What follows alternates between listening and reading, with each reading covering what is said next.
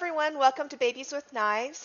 I'm your host, Alice Peng, aka Lala Twiddle, and today we're going to be playing City of Mist. With me today is our GM up above me, Kevin. Hey Kevin, how's it going? Hey everyone. Good.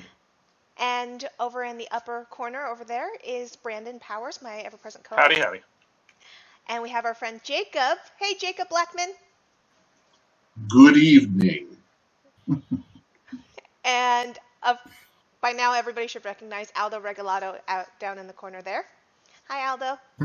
Hello. Well, we're going to be playing City of Mist tonight with the starter box pre-gens. I have the little five pre-gens showing up on the monitor for you guys, but we're only going to be grabbing 4 of them. So, Kevin, why don't you take it away for us? Okay, I'll bring it in on a cinematic open. So you 4 are in your office. On the door is the logo, which is sort of Illuminati-esque. It's the pyramid with the eye in it. All-Seeing Eye Investigations is the name of the group you guys have established. Each and every one of you have learned varying degrees about rifts. Some of you have been active longer, some shorter. It's a typical afternoon in the city. It's raining, cold, the ever-present mist that rolls around the city streets. The office itself, as I said, you work out of here, trying to find out, just what exactly is going on in this city. Why are people awakening to these strange powers? There's a bed in the corner, in case you guys should decide to crash there. Calling it quaint would be nice. Really and truthfully, it's kind of run down and dilapidated. And that's where we start. So I think I'll get everyone to describe their characters so people know who we're playing with. Hey, how come every time I turn the heat on in this place, it only blows cold air? Lily Chow calls out. She's a young kid, probably not even reached 16. Ever-present sunglasses, despite the ever-present mist in the city, perched up on her forehead. She's rocking a kind of a punk look with a leather jacket, spiked bracelets, and ripped up jean pants. Generally, tries to act tough, but most people who have been around her know that she isn't as tough as she tries to seem. Because every time I hit it with nunchucks to fix it, it only makes it worse. Calls back a medium-sized build man, dark skin, black curly hair that's cut into a mohawk shape, wearing a leather jacket with a built-in cloth hoodie, and he has a set of nunchucks always on his side. Yeah. And I'm named Baku. I really don't think you should be hitting that as often. It's supposed to be a delicate machine, says Talak, a young Latino youth who's sitting on the broken bed that everyone is supposed to be using communally, but he's pretty much claimed as his own. And he's rolling his eyes and practicing doing a sleight of hand card trick that he has not yet mastered. So cards are flying everywhere in his hands. He's wearing jeans and a blue jacket and a gold medallion. And sitting on the bed, kind of like cracking his knuckles and swaying back and forth a little bit, like he has some inner anxiety or some weight that he's kind of dealing with, is Job, who's looks to be in his, well, it's kind of hard to tell what age he looks. He looks like he could be like in his mid-30s or so, maybe older, probably not younger. He's got a face that shows like it's taken some punishment. Probably the rest of his body does too. Certainly his fists do. He's got kind of calloused hands and even more calloused knuckles, some of which are wrapped in bandages and whatnot. He's got long brown hair that's tied back in a ponytail, and he's got a beard, no mustache, but kind of a short beard. He's wearing a trench coat, and under that, a priest collar and shirt with with a crucifix at his or a cross anyway, dangling from his neck. And when he hears the exchange that just occurred, he kind of looks up at everybody, and his eyes show a glimmer of amusement, but sadness at the same time.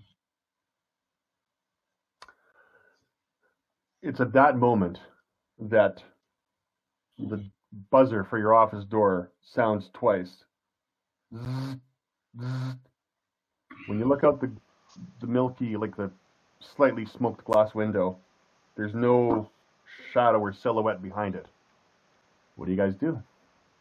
I'm gonna rush over there and throw open the door. Maybe it's the repairman that I called earlier. Oh, I canceled him. I open the door and I'm turning my attention back with kind of a jaw-dropped kind of look on my face at the comment from Baku. We can't afford it. As you throw open the door, you don't see anybody. On the ground, there's some cutout lettering and then a piece of paper pushed beside it with a picture. It looks like a shark, the picture. A shark? It looks like a shark. Seeing nobody there when I turn back around, I kind of ignore the package and am convinced that this is more of the people, the kids that just like to do Ding Dong Dash. I've been waiting for the flaming poop for over a week to start. So I'm gonna push out into the hallway, looking around. I'm like, hey, when my big brother gets a hold of you, you're gonna be in trouble, you know. All right, so I will ask. There's an opportunity. Do you want to try and see if you can notice anyone? Sure. All right. That is a move we refer to as investigate. You're trying to find some stuff out. So let's look at what we do, and we'll be explaining as we go here. We can look at Lily, and we can draw in tags that will help her notice things in this situation. So for Lily, since the supernatural is more tied with the big brother, I'm assuming that when she's without him, she is only using her Logos stuff. Is that correct? He's always there with her. You'll notice there's some weaknesses. Depending on what you do, you or I can call on those during the session. But his presence is always there, so you could use him if you wish. Gotcha. Well, I'm not seeing anything that seems to be especially investigative here.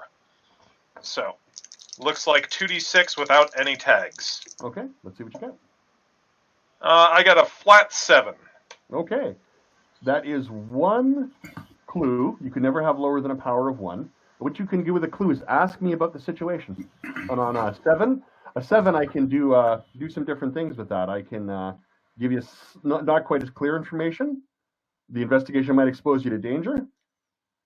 What does it smell like? It smells like pizza. I look up and at nothing. I'm like, pizza? Yep. Are you sure that's what you smell?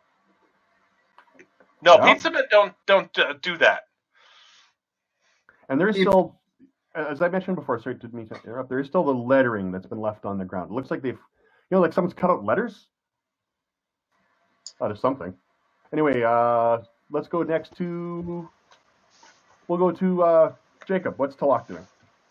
Talak, once Lily is distracted by looking around, is going to sticky fingers that package and grab it and take it into the office and tear into it. Okay. Because he's all curious. So as you open the package, it said it's like someone took an envelope. It was the only thing they had to draw on, like one of those large, stuffed envelopes you put something in. It is empty, but someone has crudely drawn a shark on the outside of this envelope. Doink! Huh. Baby shark start delivering pizza? What?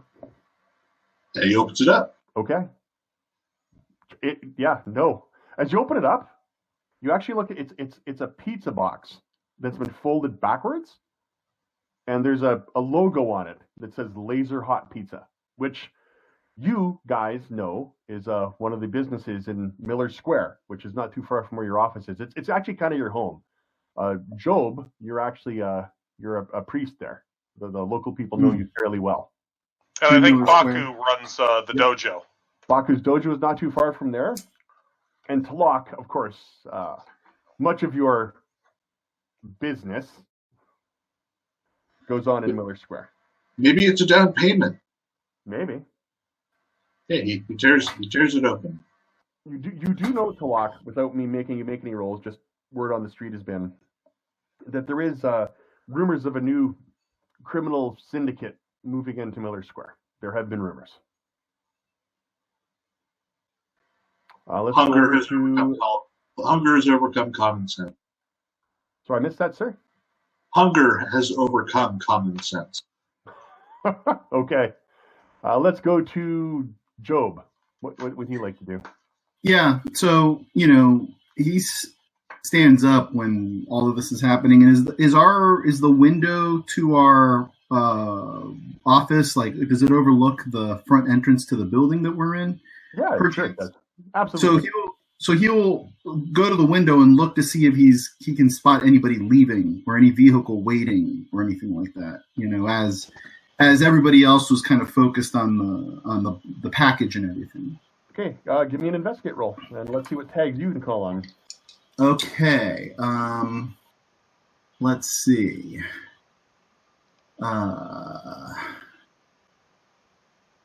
I am not my tags are under the tag combo tier. Yeah, is that right? Maybe the first three under there. I would think that.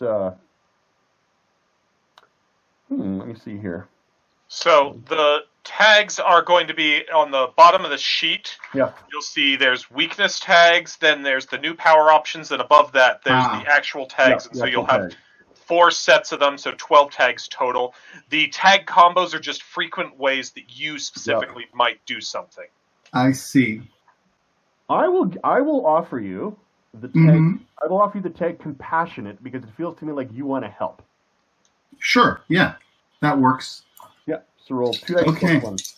2 dice plus 1. I rolled a total of a 10. Oh, that is very good, sir.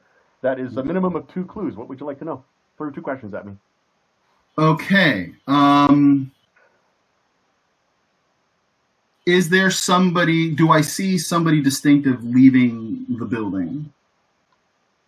You see, what you see is no one's left the building, but you see what looks like a child in Miller Square, and they're duck into the pizza place from Laser Hot Pizza.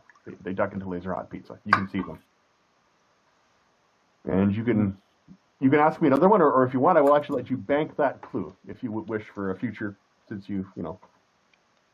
All right, I'll bank it for now. Okay. Okay. And so you realize this over to Baku. Is Baku reacting to anything that's going on? Yeah, I go over to Lalak, where he is ripping the package open, and I just shake my head. Lily got another secret admirer. Wouldn't surprise me. Oh, those guys were pervs. I mean, they're like 42, and I'm 16. How old is everybody else in the room? I know that. Yeah. Mid-20s. Yeah. Talak looks like he's in his early to mid-20s. Early to mid-20s? Yeah. I look mid-20 because, but in reality, I'd be a bit older, as I am playing an African American and black don't crack, so I'd be looking a bit younger than I am. Mm-hmm. Okay. Whether you've actually ever asked me for my age is, a different thing. But I look mid-20s. No, I was just curious. I think everybody's significantly old, at least on the surface. Well, I can say for sure, Job definitely has the father figure thing going on. Yeah, right, exactly. All right, gang, listen up. I saw a young kid, ditching into the pizza place down in Miller Square. It's probably the one who left us here. He's trying to tell us something. But he obviously doesn't want much attention drawn to himself personally. So why don't we all head that way and be discreet? You buying us pizza tonight? Yeah, I could eat. Yeah. Lily's already I'll buy going you through all the pizza. fridge. All right, free food. I'm going. As you walk out and head down the door, if you wish, Aldo, I will spend Job's clue here myself. Okay, that's fine. That's good. As you walk by the lettering, you notice it actually spells something out. It says, "Please help us. We are in danger. Sharks in Miller Square." Okay. And this is the lettering on the package. No, it's I thought it was left on the ground. They left it on the ground. Oh, for some reason I thought we'd already picked that up. I'm sorry. No. Okay. Please help us, sharks. Say it again. I'm sorry. Please help us. Oh yeah, it's please help us. We are in danger. Sharks in Miller Square. Okay. As you pass by that, Baku, Mhm. you get the distinct feeling that they are talking about something supernatural. It's more than an allegory. It's not, Yeah. I was just about to ask if I can start rolling my where is my prey. So, as we start leaving, I am going to basically start letting my body and mind shift to try and not just smell, but feel where the nightmares are coming from, because there is clearly fear attached to the pizza box that came, and there's clearly fear that's, residue in this hallway, and I'm just going to start feeling out for that and reaching and sensing for my prey. Perfect. Hold the roll. Okay. Because I got a moment to bring it in, but you'll find that I'm going to do it the cinematic good. We're going to use that in a moment. Okay. I'm just going to, as you guys are heading across the square, Miller Square, there's a few stores that and businesses that used to being there. Of course, as you mentioned, Laser Hot Pizza. There's also a flower shop called Los Ramos. There's like a mom and pop style convenience store called One Stop Shop. There's a laundromat, Century Laundromat. There's of course a liquor store, and there's a hair salon. So, where are you guys headed? And then we're going to come back to pizza. Alice. Okay. As you enter the pizza place, Alice, make me that investigate roll using your senses. So you've got your senses are extended? Yep. So I have a quick question on that. Can I tag from 2 columns or more? Absolutely. You can tag. You can get a maximum of +4. That is your maximum power. Great. So I'm going to tag adapt to my prey's abilities, tag sniff out monsters and nightmares, tag meld into the dark, and tag predator senses. Okay. You don't know who your prey is yet, so I'm going to back that one off, but the other 3 make sense to me. So roll a +1. Yep. So that is going to be 11. Okay. You've got, with a power of 3, as you're entering this thing, you've got 3 clues you can spend during this investigation. I'll give you one right now. All your supernatural senses are going off here. Something has happened. Okay. So as you enter Laser... Sorry, go ahead. No, go ahead, please. I'll say, as you enter Laser Hot Pizza, there's an industrious young man behind the counter. Job, you know the people pretty well in this area, because I said you're a local priest. His name is Michael Bryant. He's busy working on his pizzas. You don't see that kid though. Okay. I'm gonna whisper to Job. Something ain't right in here. I don't think I want pizza anymore. You hear a loud stomach growling. You look back, and it doesn't seem like it's coming from Lily so much, but just right near her somewhere. Okay, I like it. All right. Okay, so he'll look at Lily and say, "What are you having, kid?" I thought we were coming for the seafood. So Michael speaks up. You want like shrimp on your pizza? That's what you want? Sure, we can do that. Nah, no anchovies. Anything bigger? Well, I guess you couldn't do shark or whale. Both those are, hard to come by and not allowed anymore, right? And just kind of watching as, I mentioned shark. As soon I'm as I'm gonna go to you. Sorry, I'm gonna go to one of your clues here. As soon as Lily says shark, his face goes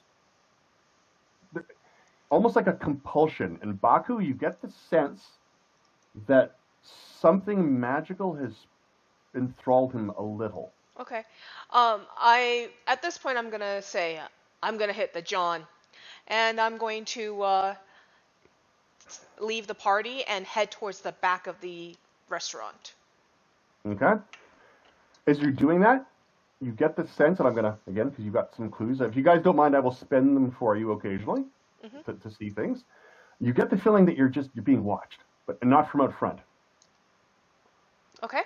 I am going to attempt to basically, using my supernatural powers, meld into the shadows of the building. I'm assuming that similar to a lot of not super high-end restaurants, well, even super high-end restaurants, but it's, gets a bit dim here and there. The lighting isn't great, so I'm going to use that, and I'm going to literally disappear into the shadows as I'm slipping into the bathroom, and then I'm going to try and basically slip into the kitchen. Okay, that sounds like you're sneaking around. So sneaking around. So I can meld into the dark for the sneaking around, and I can throw off monster senses. Well, I've got a, preset combo for that. And yeah, I think... Oh, I'm actually going to also tag instinctive dodge, that I instinctively can kind of feel where they're looking at, and just kind of dodge out of that light. So that's 11 on dice, so that is 14. Okay, you are well hidden and in the kitchen now. We'll hold there and go back out front. Tlock or Lily, anything that you guys like to do? I'm just looking for both myself and my green friend are looking at what the shark comment might have elicited from him. Okay, let's make some. I've already given you guys the clue. So are you trying to, when you say, describe that to me. Are you trying to talk to him, or are you? Yeah, I was definitely talking to him at the time. So. Okay. So what are you just again? You're just asking him about? I'm just trying to get the asking about the sharks. And see, this is where I made an offhand comment just to see what kind of reaction the shark thing. Yeah, and he clammed right up. So Job is going to lean into that. He's like, well, since discretion's out the window, he'll say and throw a glance at Lily. He's like, why don't I smile back? Why don't you and I have a meeting of the minds here, Bryant? What is going on with this shark? Okay, so you're definitely investigating. I'm investigating. I'd like to say that I'm also having a heart-to-heart maybe, or using my listen, son. Oh, yeah, you can put in heart-to-heart, listen, son, compassionate. You can get a pretty solid one out of here. Okay, all right. So it's +3? It's +3. Now, as you're doing this doesn't happen. I will... And Lily, because you're there, you're getting the read. There are sometimes other, like we talk about statuses in the game. He is under a bit of an enthrallment. So while you're at +3, you're only at +1 because of his compulsion. He that works. Not want to talk to you at all.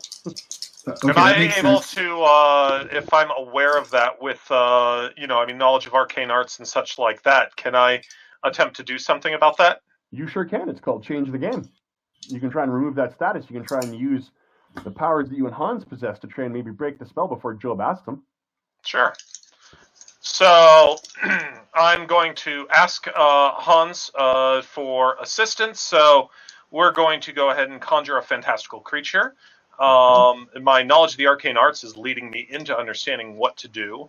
And I specifically transform the environment. Is that applicable here? Absolutely. You're trying to cool. You're trying to mess with what's going on here. And I'll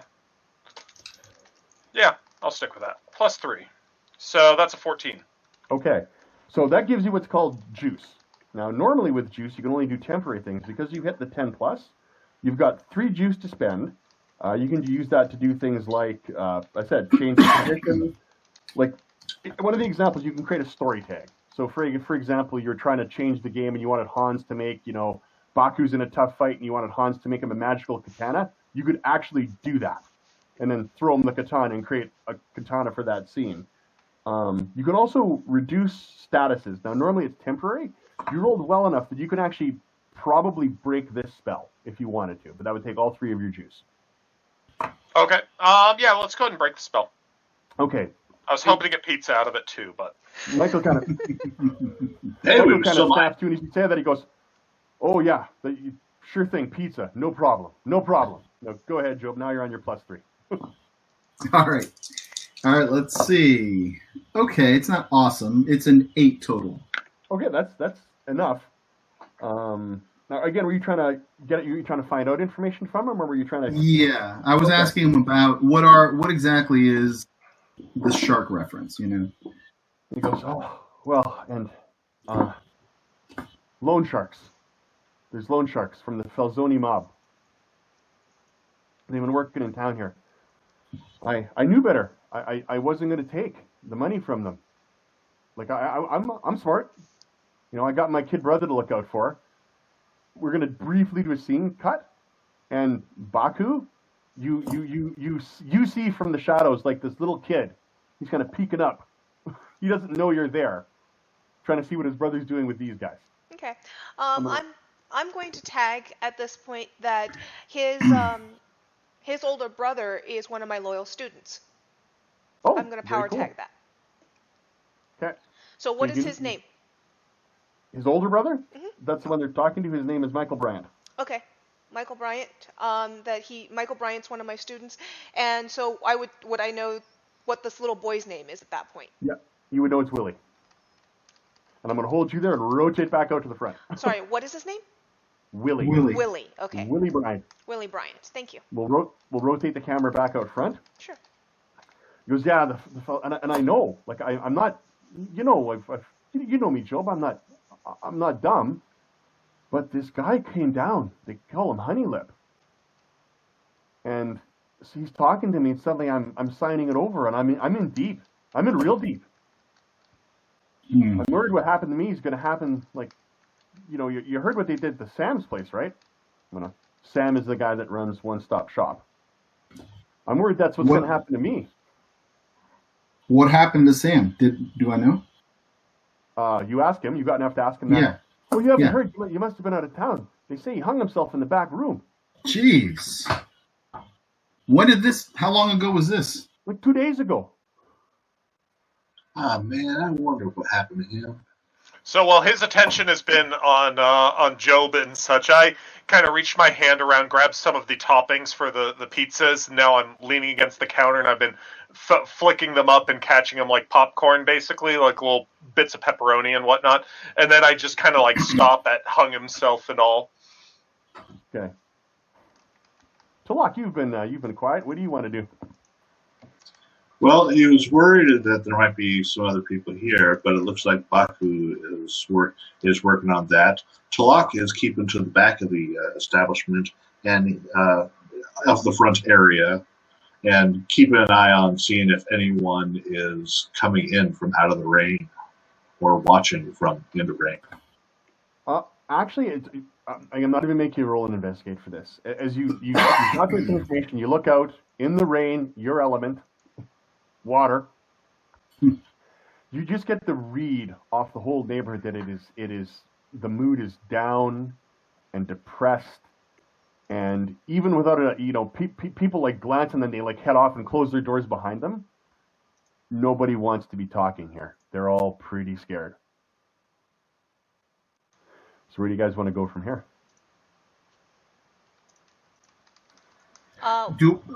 Sorry.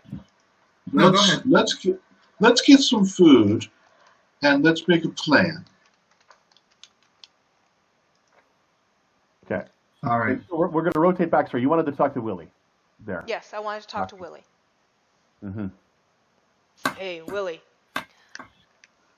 Come out. You don't need to be scared. What the? Oh, it's you. I'm assuming he's met you before. Yeah.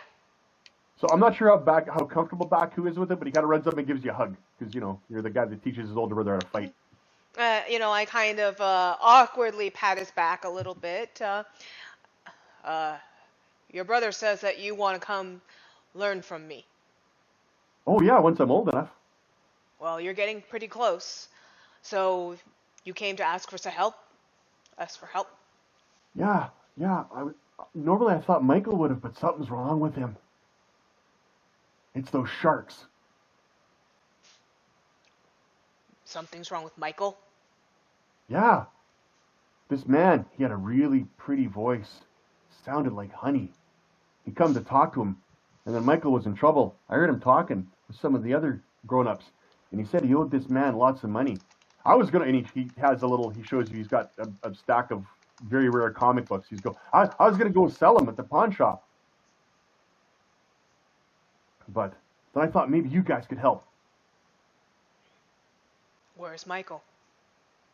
Well, Michael's just out front. Well, we'll help him. Don't worry about that. Something happened to him. Be careful. We will. I think the sharks put a spell on him like in that Little Mermaid movie. You have an active imagination. And I scruffle at his hair and try and basically calm him and Okay. make him not, make him think that he's imagining things on that. Don't want him more agitated than he needs to be. Okay. So, hey, can you sneak some extra anchovies onto our pizza? Oh yeah, sure thing. Thanks. Extra cheese too. Extra cheese, yes. And I'll come back. Before I leave the kitchen, though, I want to look around the kitchen. You were mentioning that it felt like I was being watched, so I want to try and reach out into the space and see if I can find what is watching me. What was watching you? Mm-hmm. As you went back was Willie. Okay. And then you disappeared. And he came up in the kitchen. Oh, Willie I must have been imagining it. That's the read you get. That it was Willie. Okay. It was Willie. Cool. Yeah. Okay. Then, are there security cameras here that I can find as I'm going through the building? Okay. This is a cheap pizzeria. Okay. Are there fake?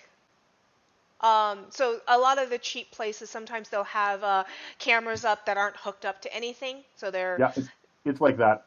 Okay, great. So I will come back out and... Hey, Lily. I look over. Then I try to play cool after getting shocked by that, and so I cross my arms. I'm like, yeah, what you want? Can you do any of your...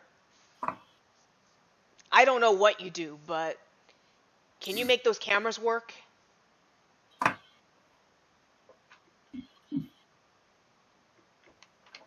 What do you think, bro?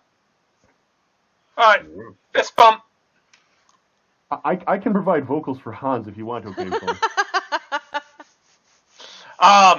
And so I'm gonna go over, fill up a couple of water jugs. You get the jug, Mm-hmm. and then I'll fill up a glass, and come back over to the table.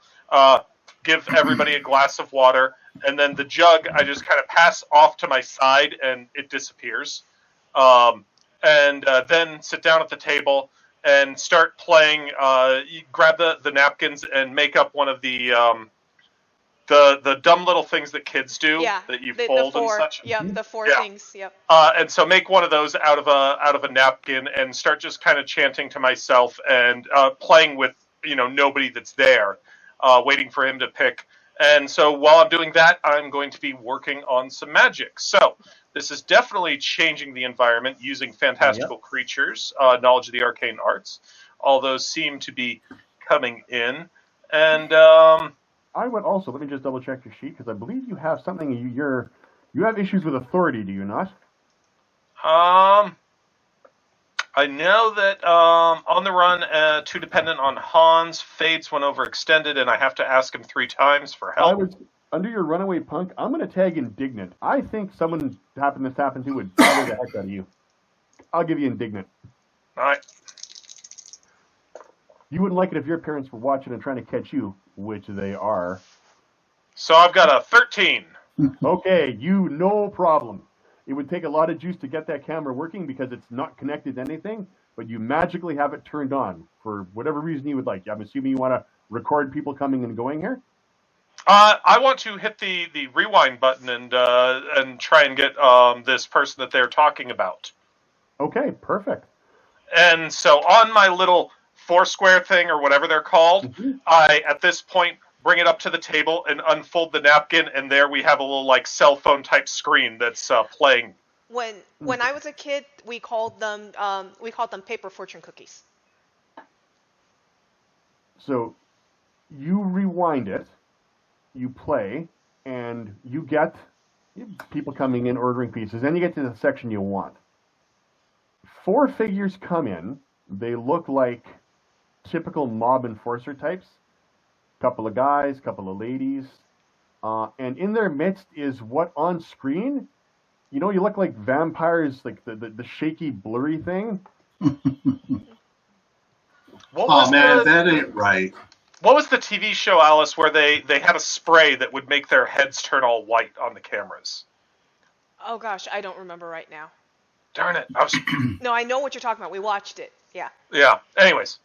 So you got a pretty clear picture that those do look like, mob toughs. And whoever that fellow was, he does not appear to want to appear on camera as much. Which, again, does ties into his ability to, put some kind of hocus on that poor Michael. The camera gets out to the street. Did they park in front?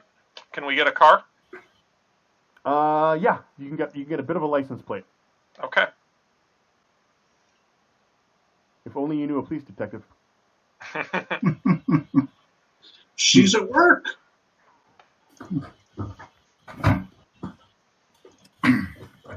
So where to from here, gang? I would say I think this scene is... Oh, sorry, go ahead. We may not have a police detective, but we have police detective contacts. I'm sure we can... Do. I'm sure we can make a phone call and look up a license number to whom it belongs. There's the street hustler we've grown to love. So, and a lot of this is done cinematics. This kind of fades to, fades out where we're going to go that, like your favorite TV show, we're fading to a commercial. What's the next scene we're picking up? Where are you guys heading for? If you guys are comfortable that we've learned to laugh. Oh. But before we fade to black, the last thing that happens before we fade to black has to be Talalak eating his first bite of pizza, please. Oh, God. Absolutely. and briefly shouted... Why is there anchovies on this? And briefly highlighted behind Talalak is this giant green figure just eating a piece of pepperoni. I was picturing him taking the plate when we're all done, the metal plate, and whatever you want, that's cool. As well, so. And we fade to black. Fade to black. So, where are we guys going next? And we'll pick up that scene. Where do you guys want to go next? Well, does Job, maybe through his congregation, know anybody who's associated with the Falzoni mob? Oh, you know what? Let's find out. Let's make an investigate roll. Okay. Can I use tag the congregation? Mm-hmm. Absolutely. Okay. All right. I rolled a 6 total. Okay. Don't forget, you can tag. You can also tag smell guilt from a mile away because Yeah. Okay. And also, you can have listen, son. That works too because people talk to you. I thought of listen, son, but my question wasn't can I talk to somebody to find out? Is do I know somebody? Well, people confide in you. They're doing doing something that they shouldn't or something. So. Well, that's true, but Yeah. Smell guilt from a mile away seemed very applicable to you, though. That one, yeah. That one I can see. And when you guys do Powered by the Apocalypse with me, 6 doesn't mean that what you want happen doesn't happen. It means it happens with interesting side effects. Right. And unintended consequences. But on the 7, you absolutely, you do know, or you've heard rumors that the lady who ran the hair salon, her name was Sandy Kurek, that she used to, was seen on the arm of a very attractive fellow that looked like he had ties to the mob. Okay.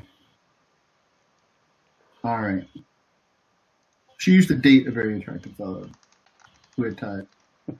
Okay. Well, All right. I can go get my hair. What was that? I can go get my hair done. It's been a while since I've had something done with it. Excellent. As you head over there, I'm going to introduce a bit of a consequence because of the 7. I can do that. Mm-hmm. What I'm doing is I'm starting a little. This will happen a few times. I'm just giving you guys a little status in the rest of this while you're in Miller Square.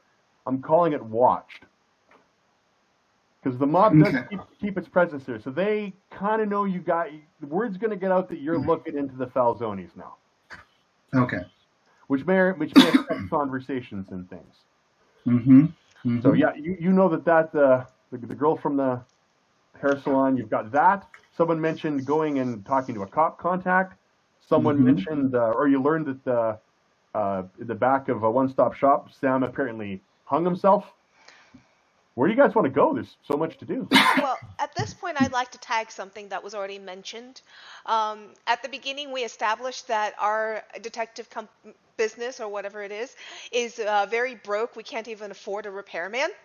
Nope. So at this point, I'd like to actually spread the word that we're looking for them because we're looking for loan sharks so that we can get a little startup money. And, that we're willing to help them out because we have some skills of our own. That is definitely sounding like you're trying to do a change again. Let's make some rolls. What do you got going on there? So, let's see here. I'm much more... Well, I've got small-time fixer and driven self-promoter. Okay, let's hand it over. I'm going to hand it over to him. Yeah. That sounds like it's in your wheelhouse. So, and I'm describe if you want, but I'm picturing you just kind of talking to people on the streets, letting the word get out. So. We're just so broke, we really need some money. Just some guys looking for some money. Yeah. Let's see what you got. All right, with those 2 tags, I will get a total of 10. So I missed total of what? 10. 10? I'm not hearing you there on some of your statements. Sorry. He's saying 10. So, on a 10, sorry, I will attempt to speak louder. You've got 2 jobs. You can do a lot of things. Well, I'll give you a couple offers here. I can give you a permanent for the rest of this night tag. Not at words out that we'll give it a level of 1. Is that looking for work is what we'll call it. The mob knows you're, which may or may not help you, but we'll see how that comes into play. With the words out, you guys are looking for some cash. Yep, our credit rating will certainly show it. And I'll interject too. One of the things that can happen in an actual home game will often take time to create a crew identity as well, which has its own set of 3 power tags and a weakness to identify who your crew is. But on a one-shot, I didn't do that. I figured it's just enough to learn the characters. Well, they're doing that. I want to go around and talk to the other young ne'er-do-wells that hang out here.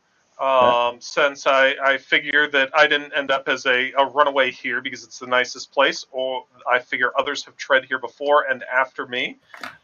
So looking for information on just basically, this mob that is making trouble or making people offers they can't refuse, and I figure that I can come to some of these other young folks that probably see more on the streets because they don't have a cushy, non-heated room that they get to go into like I do. Mhm. And so good advice, since I probably help them out at times. Comforting embrace, same deal. And my punk outfit kind of establishes my cred with them. It does establish cred. So, and you're just looking for info on the mob. Roll her up. That's a 6 on dice, so that's a 9 modified. All right. But the kids, the word on the kids, yeah, these guys are everywhere. They're bullying everybody. So far, only 2 people we've seen stood up to them. One is old Miss Kate Boyle, old Miss Boyle there runs the laundromat. She got rid of him, and of all things, Mr. Kim in the liquor store. We saw 3 of those guys running like they had tail between their legs out of that place. Know what they did? Get rid of him? Any you see? No, nothing. Old Ms. Boyle there, she's just a mean old lady. But Mr. Kim, we don't know. We can't go by. We're all old enough to go by liquor,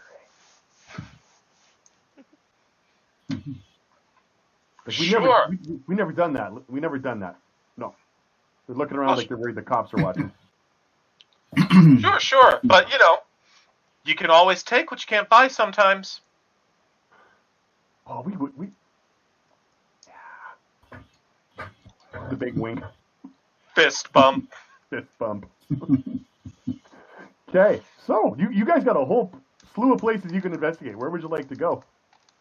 I'll go ahead and update the other 3 on Kate Boyle and Mr. Kim. So what do you guys feel? There's a bunch of places you can go looking for information. Yep. I want to go to the liquor store. I guess I will go follow up with Sandy Couric. Okay. Doesn't she do the news? That's Katie. Oh, you know her sister too. Ah, kid.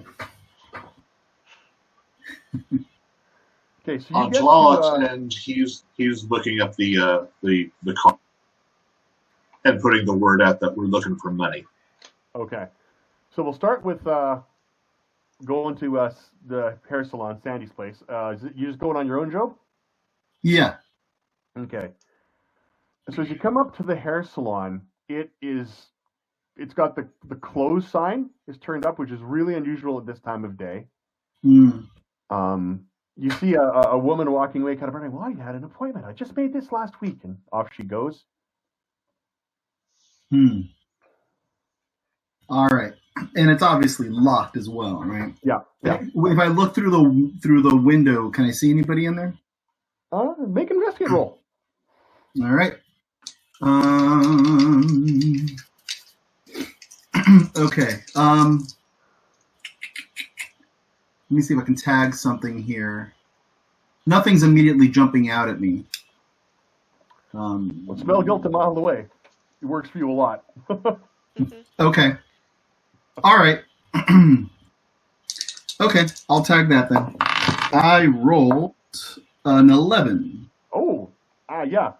You got that's minimum 2 clues. Okay. So I can give you. So you want to know what's happening? That I will answer the first one. It looks to you like someone left here in a hurry. That's the whole feel of the place is someone packed things, their stuff scattered on the counters, and hastily left, put the close sign, and went somewhere. Okay. Is there is there anything that might betray where they went? Not where they went. Well, you look in and it looks like there's receipts maybe from bus tickets. You have to get inside. Actually, you rolled well enough that you know they left quick enough that you see a little light coming in from the back. It looks like they might have left the back door open. All right. Well, I'd like to pop the lock then. I mean, like just, if possible. I'm not going to make you roll for that. You know or if you go around the back, you know it's open. Okay. All right. You don't even have to do that then. You made a solid enough investigate roll. I'm not going to make it Jimmy in the front and maybe attract cops and or mob attention. Right. Okay. You go around the back, you get in, and what you find is there's a bus ticket. And this is kind of an affectation in this game, a bus ticket to, in quotes, out of town. So, well, and that's how it works. She has fled for whatever reason. The other interesting thing you find is a receipt. It looks like she's pawned some jewelry, which, from what you know about her, is really unusual. She loved her stuff that way. Mm-hmm. And the pawn receipt is from a pawnbroker that's not too far away called Second Chance Pawnbrokers. Okay. Okay, thank you. No problem. So we're going to come back to, it was Lily that was heading into the liquor store. Oh, yes, the underage one walking into the liquor store. And I've probably been chased out of here many times by Mr. Kim. Actually, Mr. Kim is a polite little Korean man. Oh, okay. Who will chase the children out, usually while giving them some kind of like peppermint sticks or whatever children don't really want. That's what he's giving you. Red Hots. Yeah. Goes, Lily, you know you're not supposed to be in the liquor. I don't want to do a bad accent. You're not supposed to be in the liquor store. And he hands you like, chiclets that have been in his pocket for 5 years. I'm walking up with a bottle of something alcoholic. The character's never done that. I think that she's a lot more talk than show. And so she just kind of grabs something that looks and, is acting like he'll sell it to her this day. So he looks and really concerned. He goes, are they bothering you too? I nod, kind of get a little tear in my eye. Okay, that sounds like a convince roll. Let's see what you can get him to tell you here. Aye. I will hold on to him with my comforting embrace. Okay. And that I think is what I've got. The punk outfit probably is not doing me any help, and indignant is probably not doing any help either. Okay. I could let's transform the environment to make myself a little more believable. Oh, are you using magic? Sure. Okay, do this. Hang on.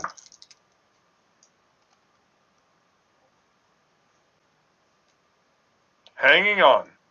No, go ahead. Make your roll. Oh, okay. I want to see your roll. Excellent. That's a 7, so a 9. Okay, so he is concerned for you. He goes, "Are you being bothered?" Then you do the magic, and he freezes.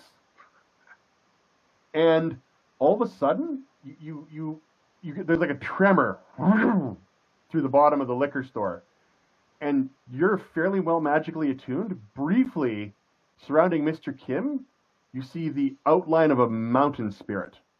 And then he drops down and goes, "Lily, have they gotten to you?"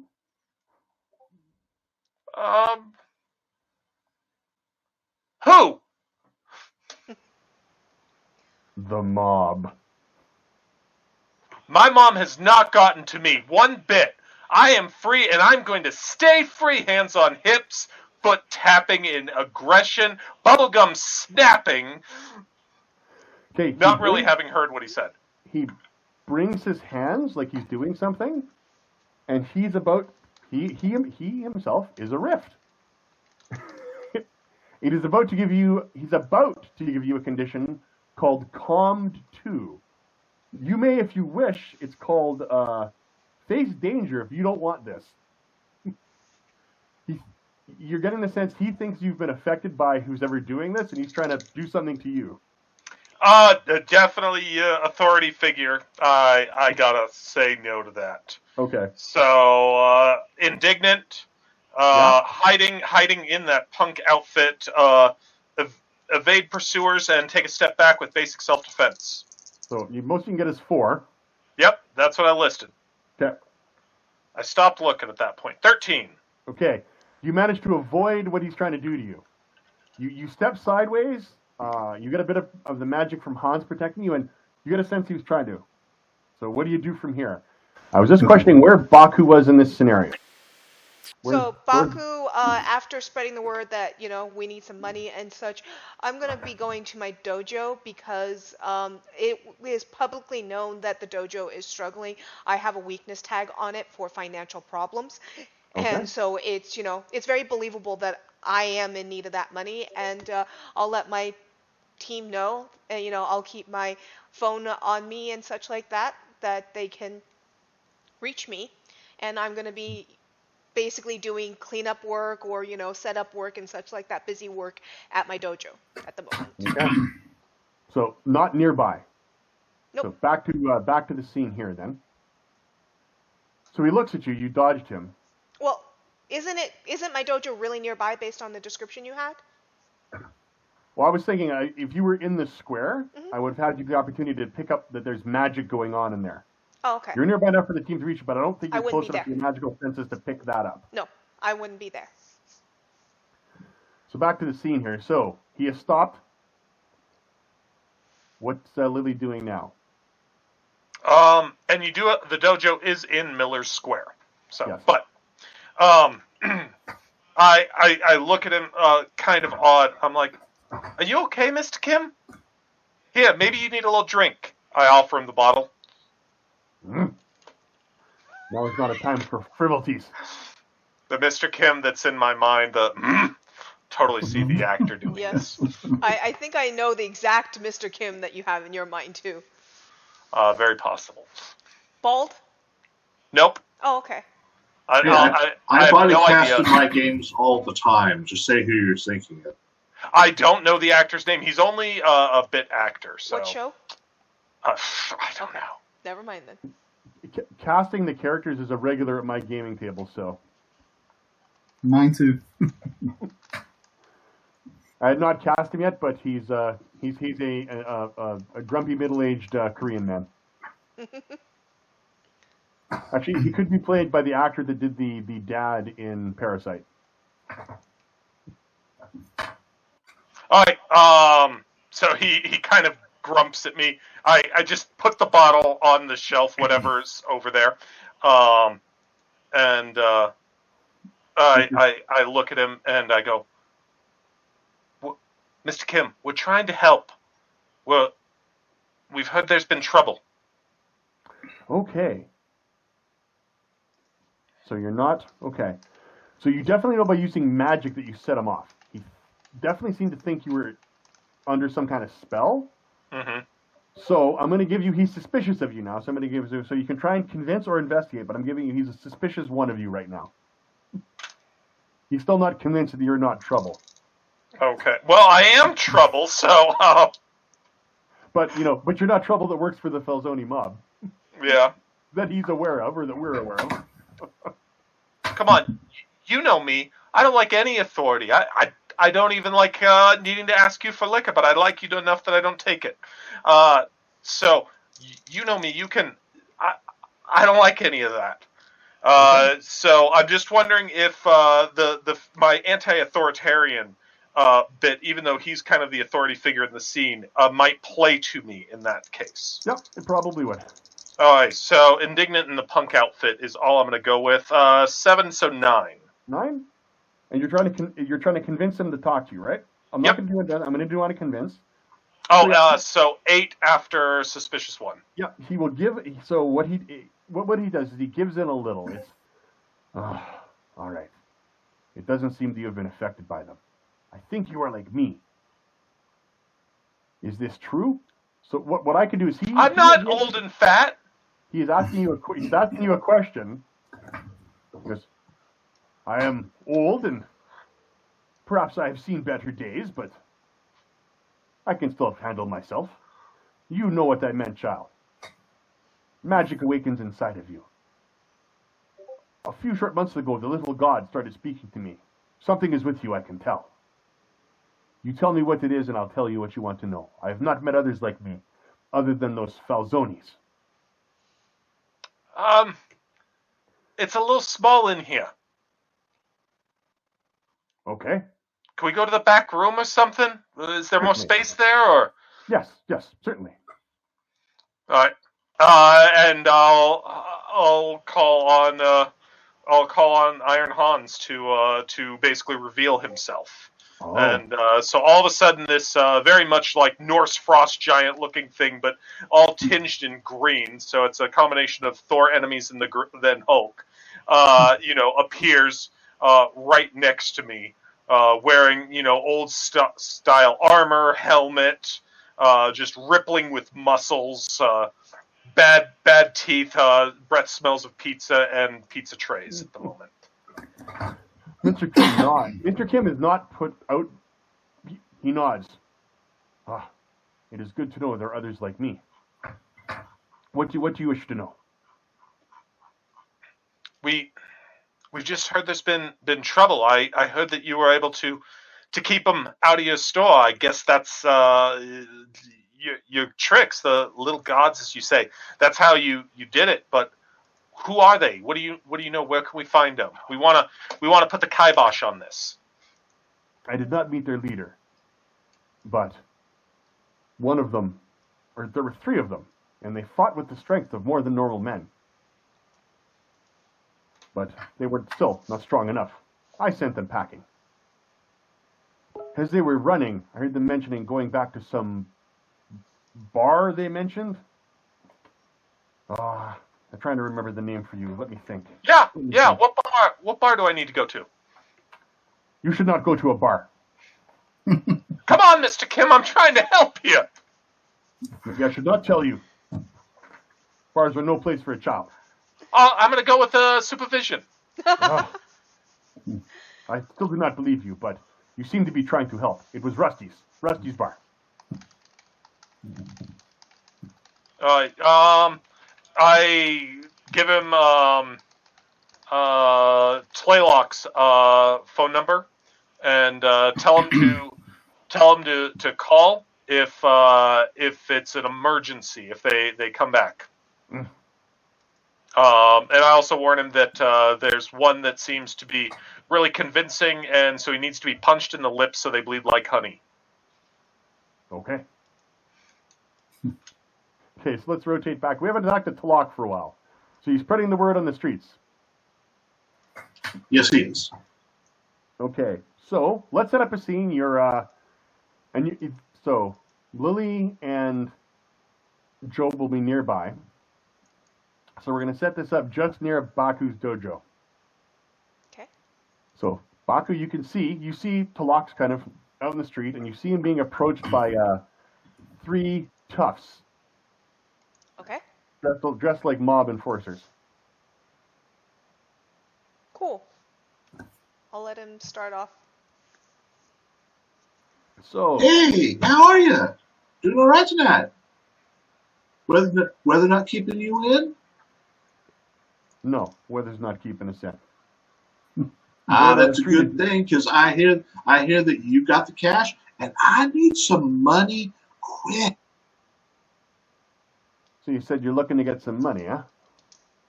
I hear you got it. All right then.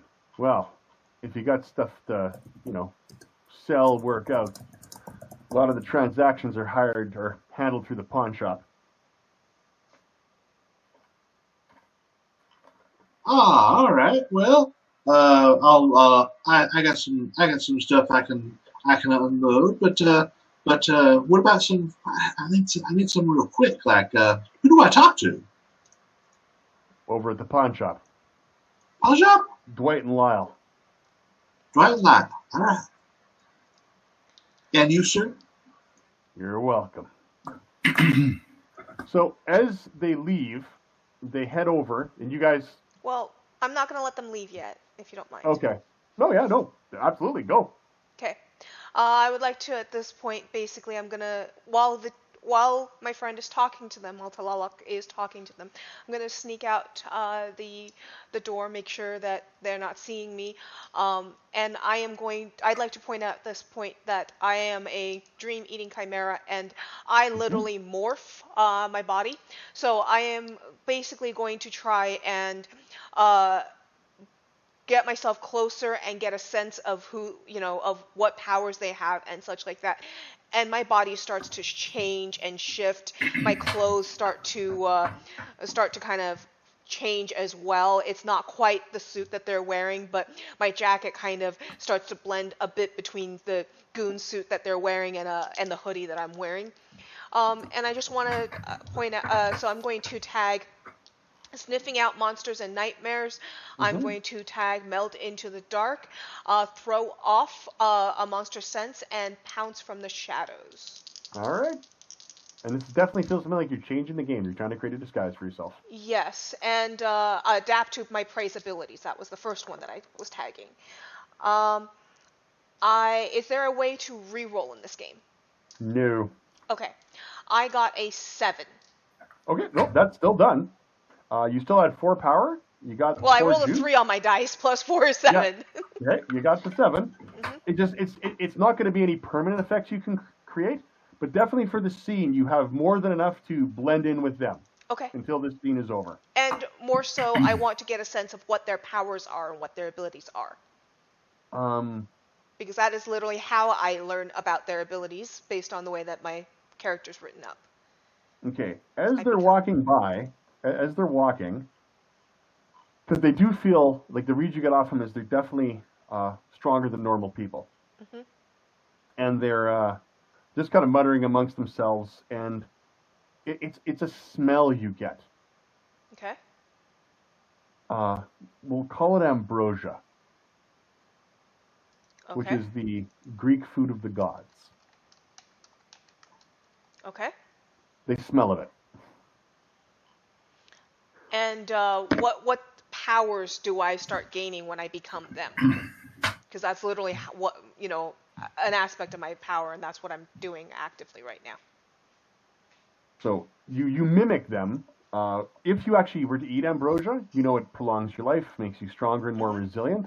So, and yeah, as you meld, you're blending in, and those tags will certainly be usable when you're like them. So, as you're with them, though, complications happen. They're leaving their discussion with Talak, and they are heading over to the pizzeria. Okay, I'm going to be following them. Cracking their knuckles as they go. I'm going to be following them and sticking to the darkness. Yeah. As they turn from Talak, he was going to try to get some extra information from them discreetly. Oh, sure. Sure. I would like to use a sneak around action with some of my ability. I would like to pickpocket them in the rain. Oh, I would like to turn to water, travel between bodies of water with the rain, use my sticky fingers, and shadow and observe. This may be what you're best at.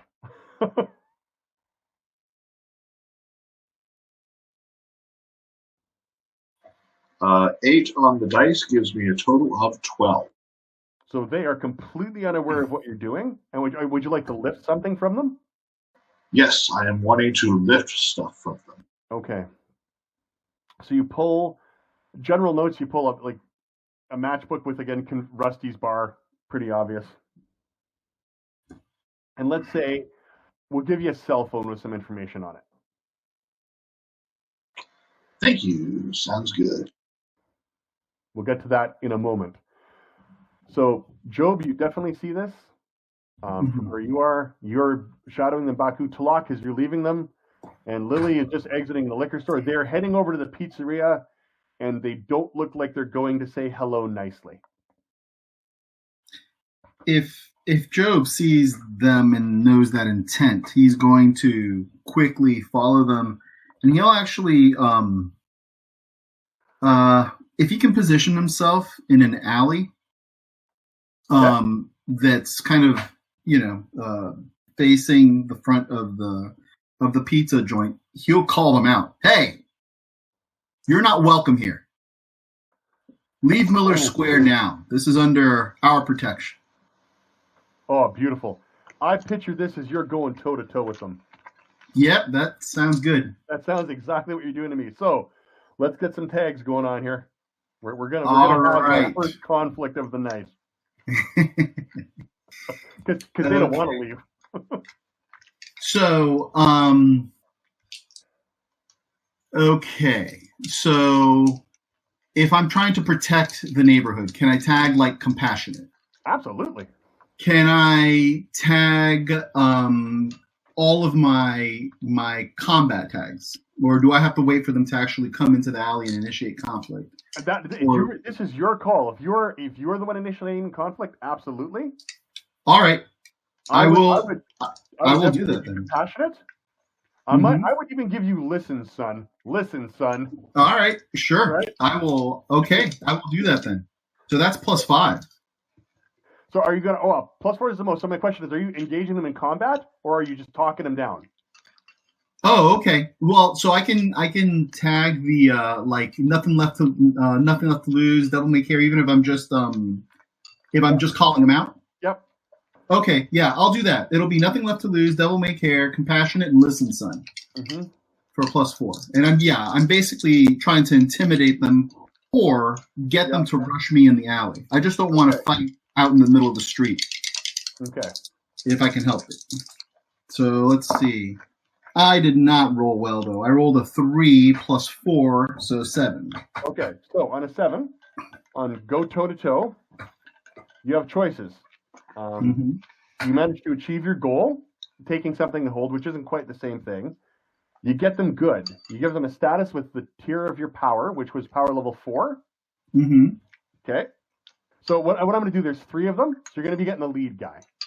There are rules to make these guys a group. I've made them 3 individuals because it's our first conflict. I think it'll be more interesting. People can play around. Yeah. So you've got the lead guy going, or you can block, dodge, or counter their best attempts.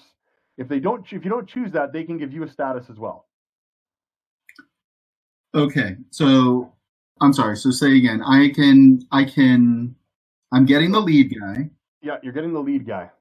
Okay. And then the statuses that I have available here are? Oh, you could you're at power level 4. Yeah. You can inflict a level 4 status on him. You're threatening him. And we can make up our story tags. I would literally go with threatened as the status. Yeah, that's fine. I was thinking, I don't know what the statuses are. I was thinking threatened or shaken or something like that, right? Yep, shaken can work. And how do I avoid taking the status myself?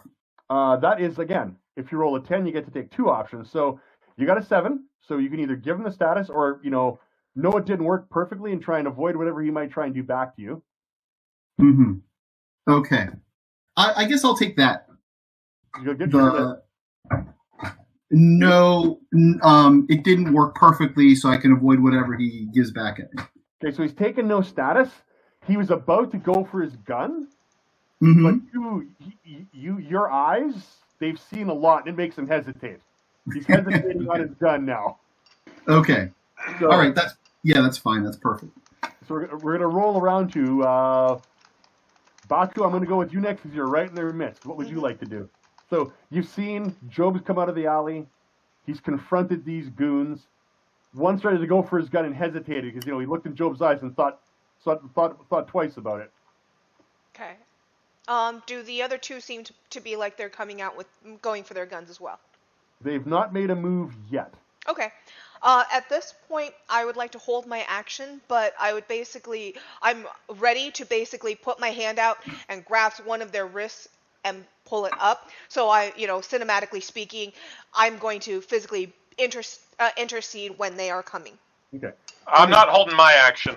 And I'm going to go just for a sec, Alice. In a game like this, they don't take their own actions.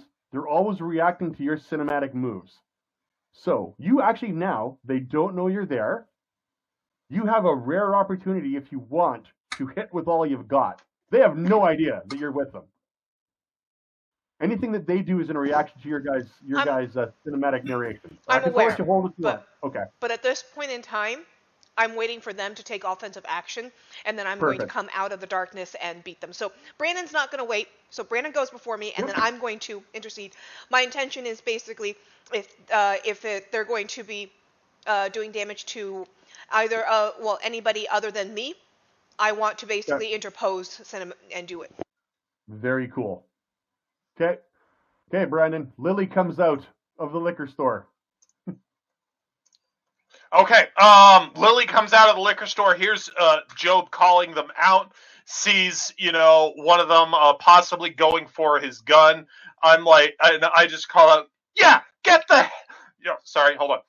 Yeah, get the heck out of our neighborhood. And both Iron Hans and I are just going to rush into their midst swinging. As you do that, you hear the yelling. You briefly feel some kind of rush of magic, and you glance over your shoulder, and Mr. Kim has done something. He's gestured, and I'm giving you a temporary tag called Grounded 1. As long as you're in touch with the ground, Mr. Kim is helping you. I've been grounded. That's the reason I ran away from home. I named it that on purpose. Alright, so I am... You are definitely going toe-to-toe with these guys. Yes. So, I have my green magical giant friend. He is strength of 1,000 men. Yes, I have got my self-defense, basic self-defense going, Yep. and using, the fact that I'm not too worried about the damage they can do because of the indestructible body, and also definitely indignant as I see them and cop attitude immediately.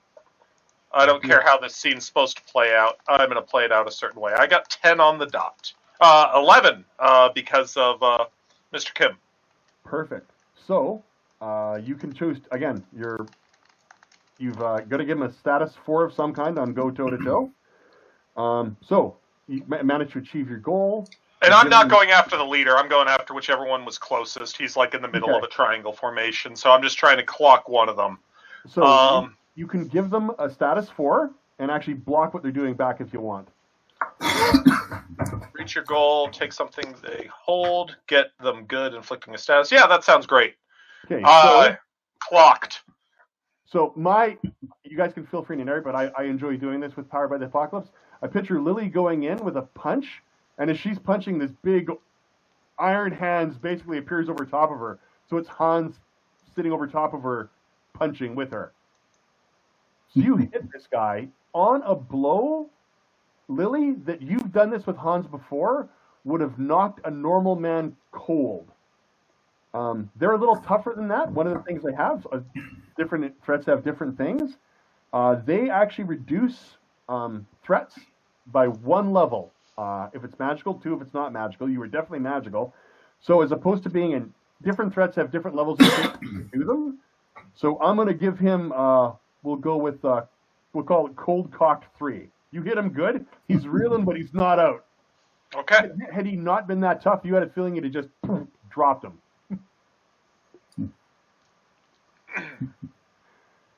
Want to jump in, Baku, or should we go to Talak? Talak, because neither of them have actually taken anything from them yet. Okay. What does Talak want to do? So you've seen, again, get ready to shoot Job, and you see hands form over this guy reeling now.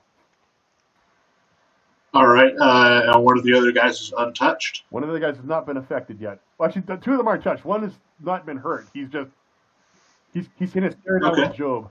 One is deer in the headlights in the front, going duh, and then one. Yeah, and otherwise, I have a clear line of sight to them. Yes, Yep. Absolutely. All right, I will smite them with lightning. There we go. I'm going to hit them with all I got. Yep. By calling upon the storm and thunderbolt manipulation. I'm in the same the same puddle as them. Uh-huh. No, I'm just saying because I'm waiting to get hit too. All right, 7 on the die gives me a 9. All right, so you may choose one. You take cover or secure a superior position. If you don't choose this, they can impose a status on you. You get them good or get many of them, +1 tier. So what that means is you can either do +1 tier to hit one of them, or you could actually do your normal tier and arc the lightning between 2 of them. You hold the target's attention for as long as possible. You control the collateral damage. You gain the upper hand. What would you like to do, sir? And then we'll narrate how this looks. I will deal loads of collateral. Okay. And that's when I'll kick in, because on the collateral damage part, the collateral damage is going to hit me rather than Lily. We were saying that you had it going into tier 4, right? It was Jacob? tier 4 to start? It was power 4, power 3. Story that I forgot. Right. Yes. Okay, so he's got shock 3. And as he's shocked, the collateral damage is leaping to it is going to jump to others. So there's a shock 2 coming at everyone that's around here is what I will do. Yep. Okay. And what I'm going to do at that point including the other guy. So things stack. So the guy that you cold cocked, shock is also a damaging thing. He just poof, and face plants into a puddle. So I would like to take that 2 instead of Lily as I pounce out of the shadows, basically mauling the guy that Lily Chow is engaged with, and with my hind legs kick her out of the way of the lightning bolt. Okay. So let's call this a change of the game because you're trying to protect Lily. Mm-hmm. Rather because you're... as I come out of the darkness, I'm basically this big beast of shadow. I've got horns. I've got big giant claws.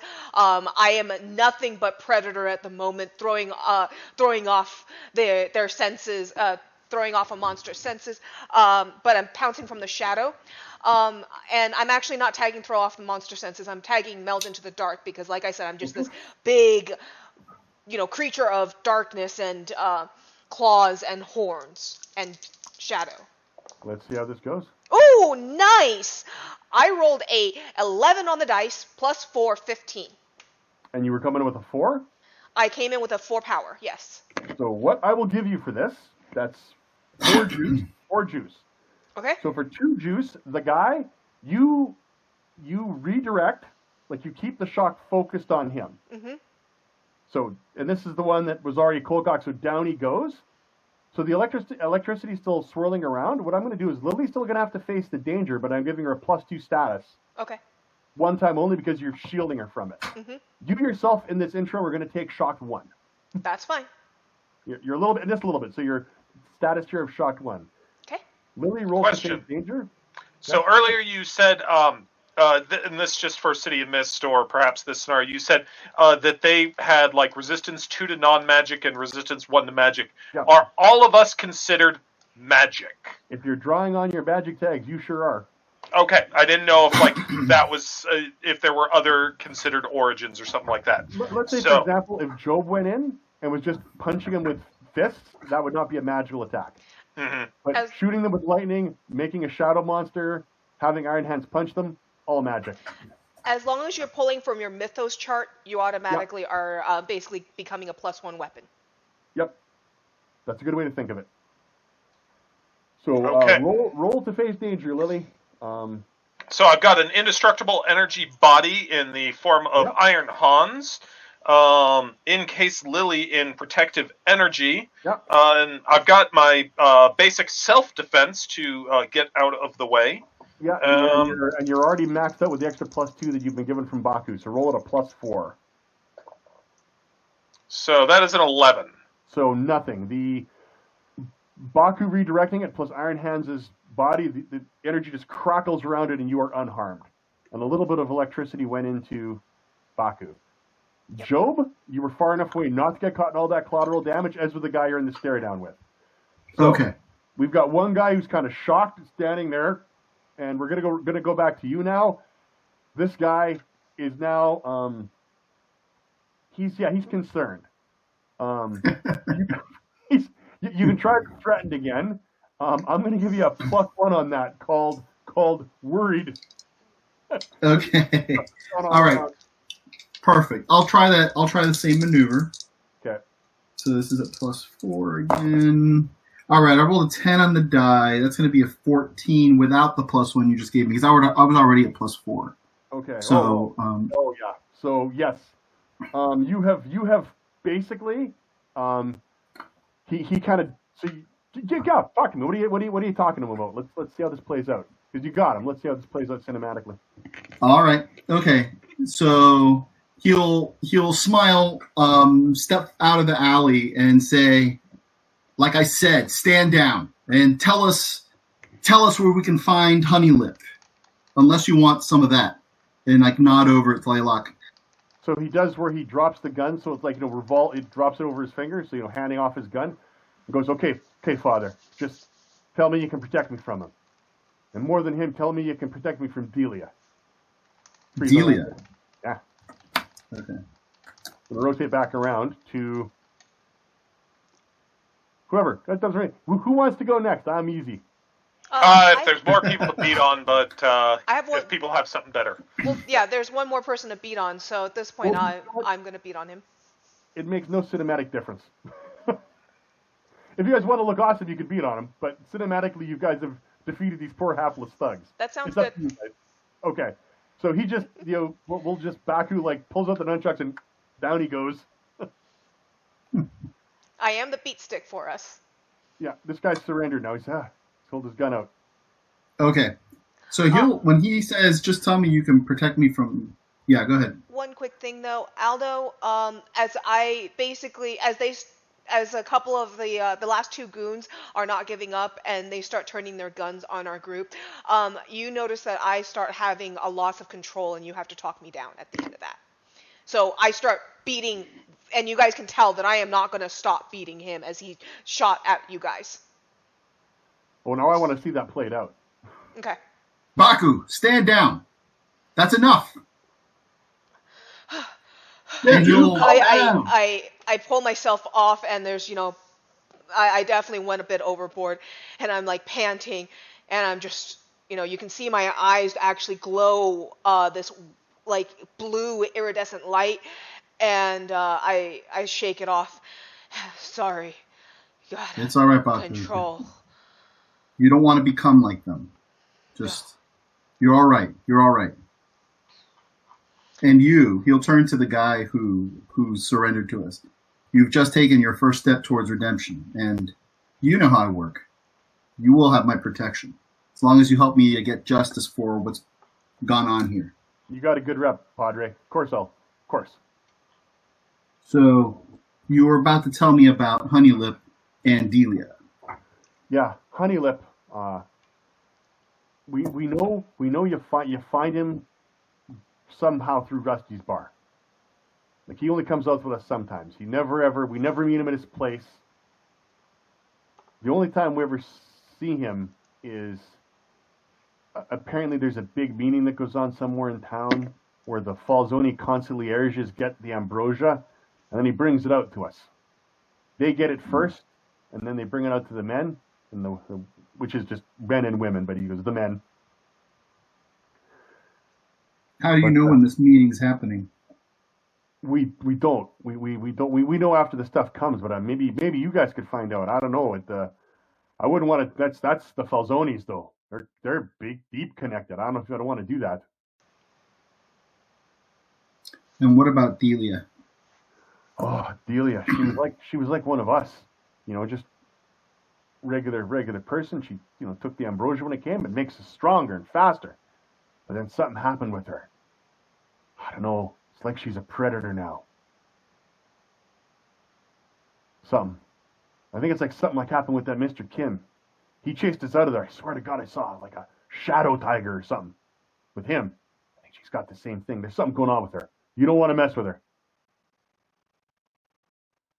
My eyes flash that color again, and like the beast starts to wrap around me again a little bit as I walk behind Job. Yeah, like that right there. Nah, I think we got it. All right. We can decide where you're going. If we want, we'll fade this one to black. We can decide where we're going. Mm-hmm. And I'm gonna do a little interlude for you. It's in the TV scene. So you see a pair of very well manicured hands, and they're answering a phone, and you hear this voice, very, very smooth, and it's, yeah. So I hear those folks at All Seeing Eyes gonna be more trouble than I thought. Yeah, I think it's time to let Delia loose. She's been looking to sink her teeth into something. Go back to the scene. All right, So folks. I'm starting a little counter. I'm calling Delia finds out. So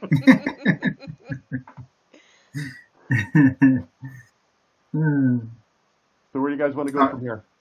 All right, we've got Rusty's is an obvious place, right? We've Yep. got The pawn shop. the pawn shop is another obvious place. What do you think? I think we should stick together for now. Yeah, I think we should too. He'll definitely want to check the information on the cell phone while we have it, because that might help us get it another place. Mm-hmm. Well, don't forget about Rusty's. It's the bar that they all hang out at. Right. Yes. Those are I definitely vote the pawn shop at the moment. Buzzkill. Let's see what the phone reveals, and then see if that tilts one way or the other for If us. they're all at Rusty's right now, we can all go to Rusty's right now.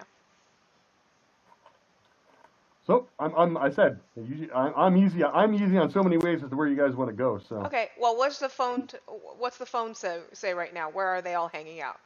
all right, that was made of such a good. I'm not going to make you make an investigation there. It was just a great pull on your sneak. The phone gives you some more names. You definitely get. You get a. There's like an unmarked number that comes through, like a burner thing. The messages that it comes through, like you can listen to messages, see some text. You feel it's like from this Honeylip guy. It's giving them directions as to where to go. There's meeting times in his thing as to when to meet at Rusty's bar to get instructions. There is a number for Delia. That name you guys just found out. Mm-hmm. So, and there's also a regular, there's regular notes from those two fellas, Lyle and Dwight, from over at the pawn shop. Oh, sorry. There is one more name on there that I should tell you about. It just says Officer Kaminsky. Officer Kaminsky. Dun dun dun. Dun, dun, dun. There wouldn't possibly be cops on the take. No. Couldn't happen. Remind me, Lyle and Dwight are the guys who run the pawn shop, is that right? They run the pawn shop. Yes. Okay. So I think the pawn shop is next. All right.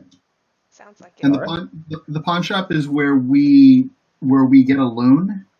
Yep. Is that what they told you? Yep, where they do business. Where they do business. That's where you where they do business, but we can find out more. Okay. All right. All right, folks. What do you think is our approach here? I crack my knuckles. Well, at this point, I kind of if those do them one at a time. get some help. All right. At this point, those guys are going to go back and tell their people all that we're causing trouble. We've already stopped one of their collections. I imagine we don't have much time before they send out the hit on us. So I think we just go in straight. All right. Bust heads. Tell them. Shake fists. Tell them get out or else. All right. I don't think I can convince you guys otherwise, even if I wanted to. So. Are we also going to Let's try do and it. collect back what they collected to turn over? Oh, absolutely. That would be we'll do So- the whole Robin Hood thing. Yeah. So how about we go in Maybe as we'll the find our collectors feet. this time? Can we have a fighter's fee? Maybe. So I heard we're going to the pawn shop to basically threaten the guys that own it. Yep. We're I like going to come in as the collectors this time. Nice. I like it. Okay, so off you guys go to the pawn shop. You pull up. I'm assuming let's wonder what your cruise ride looks like. I mean, you can walk around the street, or do you guys have you're driving around in like a 70s country squire station wagon with wood paneling, or you in a beat up old VW bus? No, It's a Chevy. I was thinking the car out of Supernatural. Okay. Oh, that's nice. It's an old car, old beat up car, but it's well taken care of by us. Like I said, it's a Chevy. Yep. The Chevy Impala. So not the mystery machine. Yep. Okay. So you pull up in front. You come in, and there's these two, and these guys just look like, weasels. Mm-hmm. You know. Listen, fellas. I need to have a word with you. And please listen to me very, very carefully. As you do that, they start kind of rubbing their hands together like they're expecting some kind of a chance to make a deal. He's going to back him up by being the anger translator. You better listen to him. I'm Okay. sorry, but like all I can picture is you as Kevin Hart right now. Well, you know what? I'm going to do it because I still heard to change the game. So as you start to do this, there is actually a smell. You guys pick up, it smells odd in here, like some kind of incense. And Do I recognize the smell? Sort of. It's a scent. It's actually making you guys more suggestible. You suggest, Is there an incense burner? Yeah. So, but you were going to back him up. I love what I hear. Let's make a change based on If there's an incense burner, and once he says, you better listen to him, he just knocks over the incense burner. Well, and my impression is I'm definitely backing them up as well, and Lily chose clearly trying to back him up as well. But Yeah. me, I'm going through, and my fingers just start extending into claws as I start tapping through the inventory menacingly, like if they say the wrong thing, something's gonna fall off the shelf, and the next thing, and I just keep moving across. We're going to go right to Talak, though, because I love that open. So let's roll. That sounds like you're definitely being a tireless self-promoter and a small-time operator. You got any more you can use in there? Because I love what I'm hearing.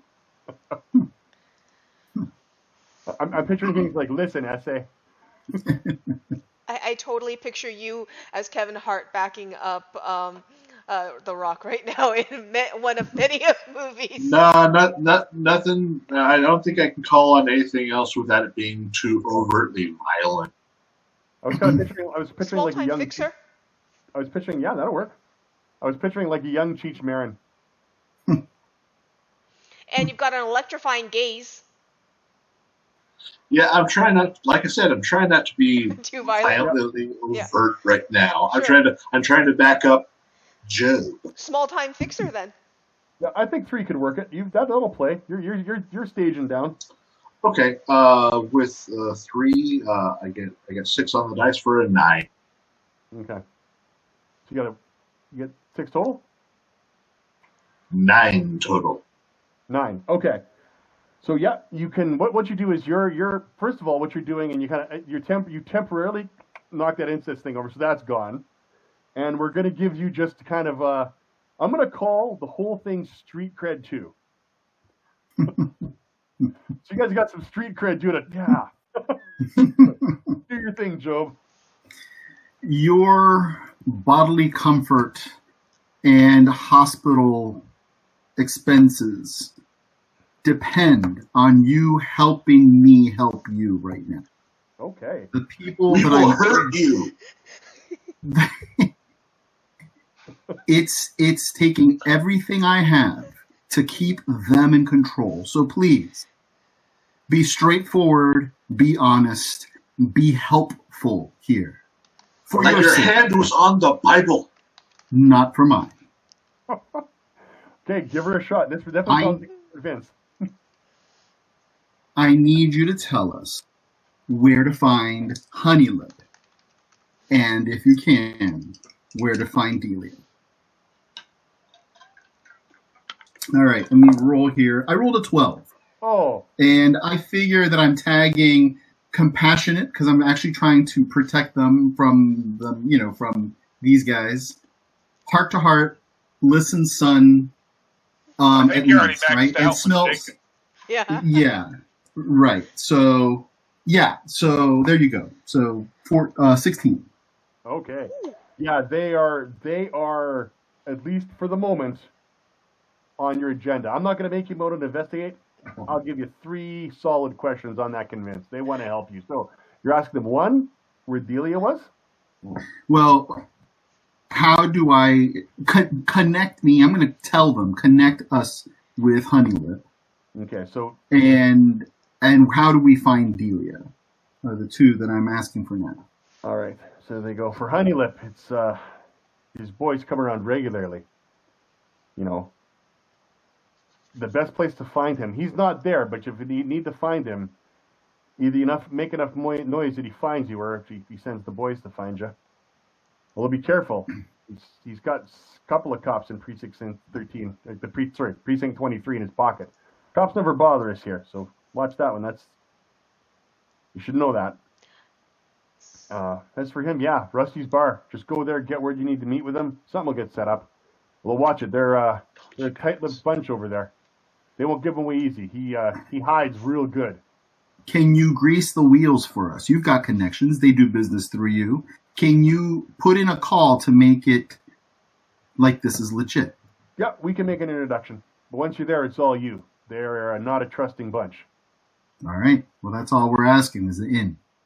Okay. So That's for Delia. Well, right, go ahead. no, you do the Delia thing first. Oh, that's for Delia. I don't know why anyone would want to find her. Normally, she finds you first, and then you run. But I heard a rumor, just a rumor, mind you. The old abandoned aquarium. Rumor is that's where she's staying. All right. You know what? You should thank yourself. This went really well for you. You will not be hurt tonight. We are. We're legitimate businessmen. Then legitimately give me all the money you have taken from these people. He'll point back at him like, that sounds reasonable. What they do is they return the items they have pawned from the thing to you. Okay. I was actually about to say I was going to grab, grab a candelabra off a candlestick off the shelf and say, "Hey, I know who this belongs to," and take it with me. But yeah, And now give me the files you have on the people who sold these things to you, so you can't go back to. And they say very convincingly, "We don't keep files. What do you think? We're crazy?" That kind of stuff that cops can take and press charges. Legitimate businessmen. He'll look at them like, well, expectantly. Well, aren't you gonna make the introduction? Oh yeah. Time to take it. Sure. Good call on making them do it before you left. Yeah. So before we change scenes, so in this game, in Powered by the Apocalypse, so obviously we don't have competency dice or hero points and such, but I would like to petition Jacob to get a temporary tag, a power tag, for that head bob. Absolutely. We're just going to call it head bob. Yeah, head bob. That is now the power tag. Exactly. The power tag of head bob. So that way he has something new to tag. That's this game's version of a hero point, ladies and gentlemen. Thank you, Lala. You're welcome. I just was watching your head bob. I'm like, we need to tag that as head bob.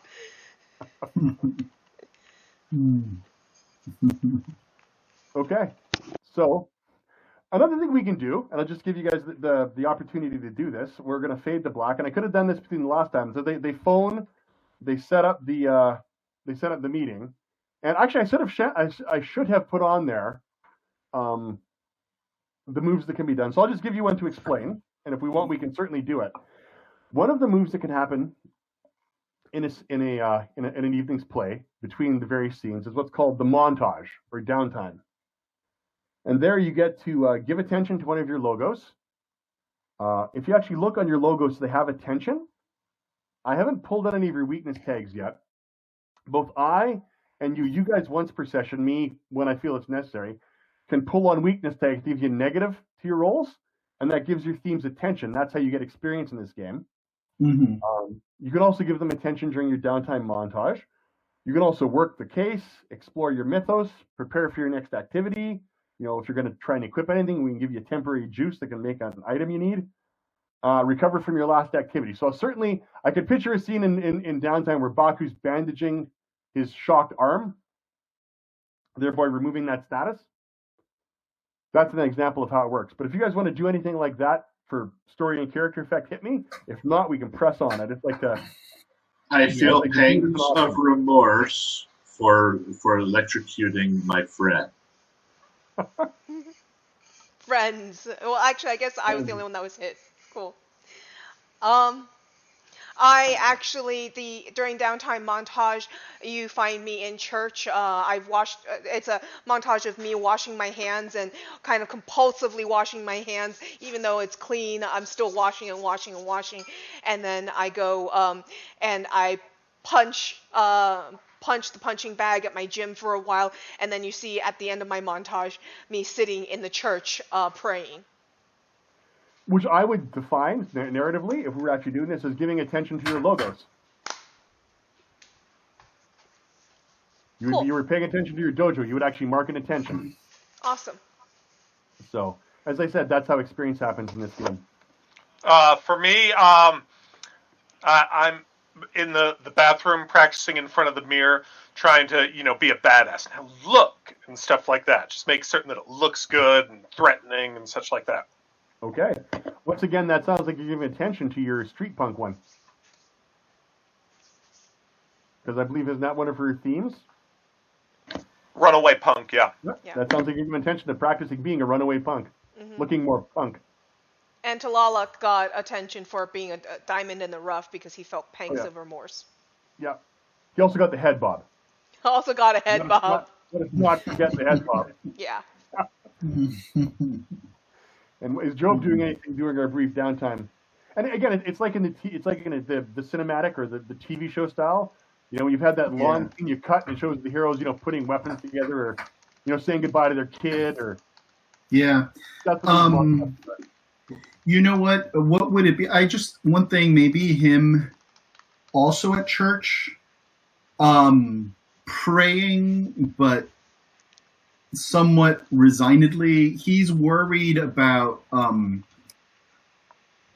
given the way people have talked about Delia and the danger she presents. He's basically praying for the safety of my teammates, right? Okay, he's perfect. kind of suffering from the thought, these guys are kind of becoming like family to him, and he's worried that they too will be taken, But he's more worried for them than he's worried about his own suffering. He figures he's suffering is his lot, but he doesn't want them to be the targets of his, Well, yeah, you're not worried about your soul, but you're worried about mine, the way that I've been going. Yeah, I'm worried about your, right. Yeah, worried about anybody's soul here. It is, in fact, Baku's.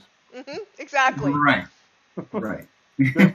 There's a lot to unpack there. A lot. Yeah. So I will also point out, and I said, because this is just an intro learn session, I will give you guys other things you can do. You guys have been able to draw in a fair number of power tags, which is great. If you're ever unsure or really want to do something, one of the options you have is called burning a tag. Mm-hmm. What that means is you can say, okay, I'm going to take one of my tags, I'm going to use this for my maneuver. It is a power level 3 that is an auto roll of 7. So 7 plus 3 is 10. So negatives can still apply, but you will get a 7 plus 3 automatically at power 3 without rolling the dice. But for the rest of the session, you have burned that tag until we can recover it in a downtime activity. Okay. And that can even carry between sessions if you don't get enough downtime to recover them. But it is an option if it's something you really, really need to do. Okay. You have an option to burn a tag. I did know about burning tags, but I played a lot of Powered by the Apocalypse, so. Yeah. Well, I'm doing it as an intro. Yep, I appreciate that. No, we have multiple people here that don't know what burning a tag is, and I realized that. I was like, shoot, I probably should have mentioned earlier. Oh, as I said, I'm bringing it in slowly. Cool. Do we need an actual lighter or a book of matches to do that? Totally up to you. I mean, it depends on how you want to go. I mean, if you want to do it to the dice that have failed with your other dice watching. People put them in the freezer to teach them a lesson of what happens when they roll bad. Exactly. Now you know the price of failure. Yep. So it sounds like the gang was headed over to Rusty's bar. Mhm. Okay. Presumably- Which I was moving trying to get some- us to go to earlier. Mhm. Lily was. Lily is just fiending for a whiskey, apparently. But now we have an intro. We should have an actual meeting set up. Yep. So you've been phoned over. So you hear them talking. Yep. They want to set up a meet with the boss. Mhm. So you guys arrive at Rusty's bar. As you come in, it's got that wall-to-wall wooden panel look, cheap wallpaper. It pretty much, it smells of old beer. It is, one step above a dive. So I walk with the confidence that only a teenager doing stuff that they should not, and wanting people to know that they super fit in there, extra confidence, such like that. I'm walking like that. Okay, so the introductions have been made. As you walk in, there's a fella. He's middle height, shock of red hair on him, hence Rusty. He's tending bar. He's got 4 thugs with him. He goes, so, you must be the 4 that I'm supposed to meet with? And Yep, you don't probably. look like no boss. I'm functionally the boss. I look over to Talak. That was not the deal we made. We wanted to see the boss. And now You better be careful. you're going to get it. Yeah, he's gonna bust a nut in your face. Excellent. And this is not out of character, by the way. Like, Honeylip's not going to just be, we'll walk in and see the boss. So, yeah, you guys can try and do. So you're doing the whole head bob threatening thing. I like it. So, let's see. I am going to go with you're probably trying to convince him to work on your agenda. As you start, without making a roll, I am going to let both Baku and Lily know that he has a similar kind of glamour on him that Michael did back in the pizzeria, except his is way, way stronger. This guy's been around Honeylip for a long, long time. To the point where you don't even think he knows he's under a glamour anymore. Okay, and at that point then, before Talak starts knocking things over, I'll put my arm out and I look to Lily. You feel that? This guy's gonna get his day ruined? I absolutely feel that. As you're doing this, just some of the just shift slightly. A couple are sitting down in their chairs, 2 are standing up. They kind of loosen their coats a little bit. That's the 4 mob guys.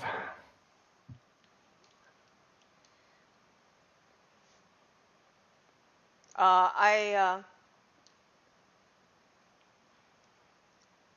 going to actually try and assist Lily in trying to break the spell. Okay. I'm going to call on sniffing out monsters and nightmares and predator senses, and basically, I meld into the dark because as I'm trying to point this out to Lily, and I just unconsciously reach out, and you see basically this dark energy coming off of the guy and like finding its way towards my nostrils and my mouth and my ears. Okay. +3, so 9 is what I got as I'm sucking this guy's as this energy's coming off of him and coming towards me, and see if Lily can break it. So you're on a change the game, so that'll let you that'll give you 3 juice. You can temporarily reduce his status.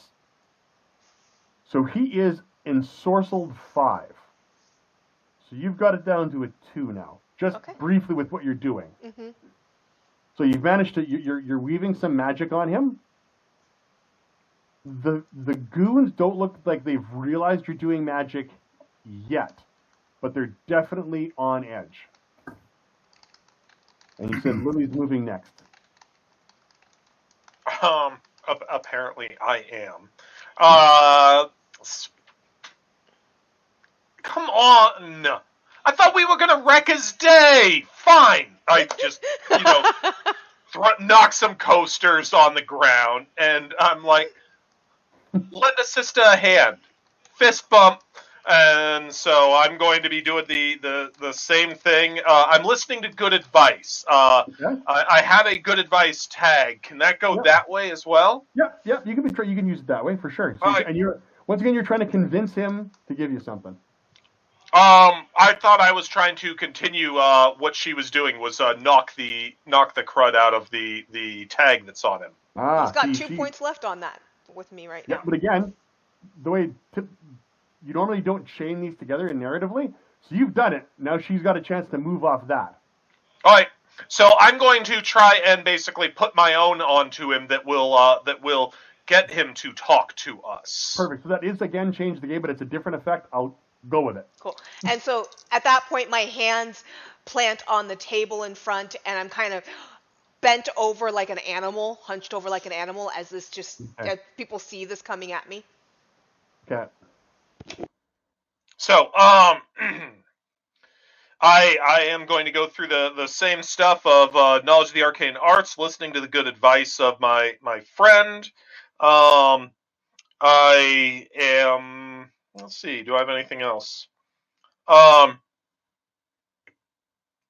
It's not really transforming the environment to mess with him and make him talk to us, but I will call upon some fantastical creatures to assist in this. So +3, and I've got a 9 modified. Okay, so unicorn glitter gets everywhere. So he's still. Oh man! He's still ensorcelled. You've got a. I will give you for the rest of the next time someone tries to convince him, a +2 to try and knock him out of this and maybe get him talking to you.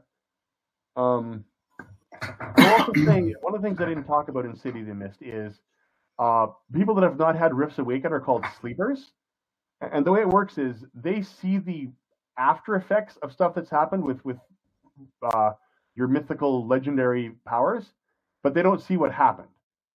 So for example, a dragon might fly overhead and burn something. Well, that was a jet accidentally doing that. Or, here it's like, oh, a magical green giant appeared. Oh, a big guy in a suit came in and threatened him. So normally normal people can't see this, but the mob guys here are tuned in because of the ambrosia. So as you call upon Iron Hands, he does appear briefly. And at this point, you've got this going, but the 4 mob guys, the 2 at the table, flip the table up, get out their guns and get behind it. So I'm going to give them cover 2 from that. And the other 2 point their guns right at Lily. And I'm going to give you a status of threatened 2 because they're here to make sure Rusty doesn't talk. Over you guys, Jober Talak. Who wants to go? Well, I'm going to jump the thugs. In fact, the guys who flipped over the table, if he can kind of like run towards them and then kind of do like a leaping kick on the table itself to kind of knock it back, like maybe even splinter it, knock it back on them, basically to have their cover, hit them with their own cover, basically. Absolutely. All right. And I'll do... Going toe-to-toe. Yeah, going toe-to-toe. I'll do Nothing Left to Lose, Devil May Care, and punch out their lights. Yep. All right. Here we go. I rolled a 9 on the die, so that's a 12 total. Okay, perfect. So I'm going to say manage to achieve your goal would be removing their cover. That sounds like you want to do that.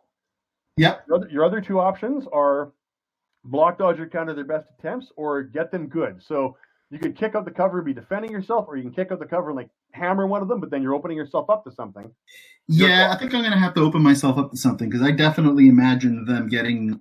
at least one of them getting bowled over. So okay. All right. So you crack him in the jaw.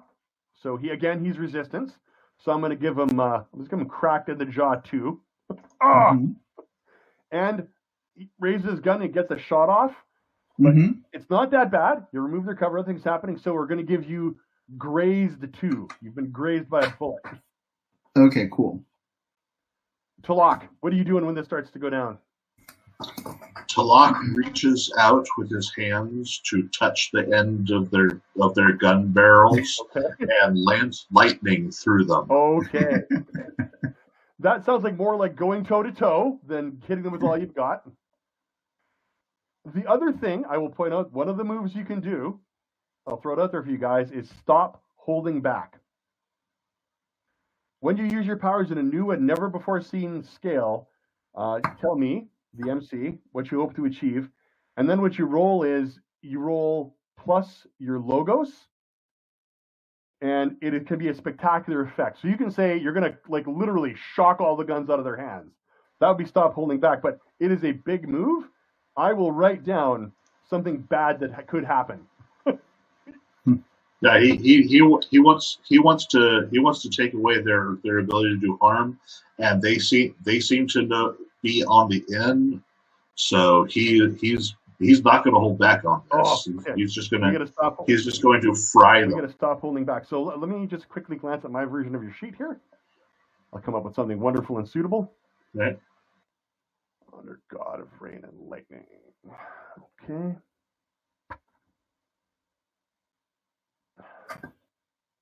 Okay, I know what I'm going to do. Okay, roll it, and I've made my decision. You can decide whether you want to, like, you can back off if you don't make the roll. Roll your dice plus 2. I roll at 12. Boxcars, double Perfect. sixes. You are perfect. You have like shocked all their guns. I am giving them it was 2 we said? They're all disarmed 2 for the rest of the fight. So they're going to fight effectively. Even on a 10, something happens. I'm trying to think what this would be. I'm going to put this would normally, because you're invoking a lot of power. This is how things fade and crack.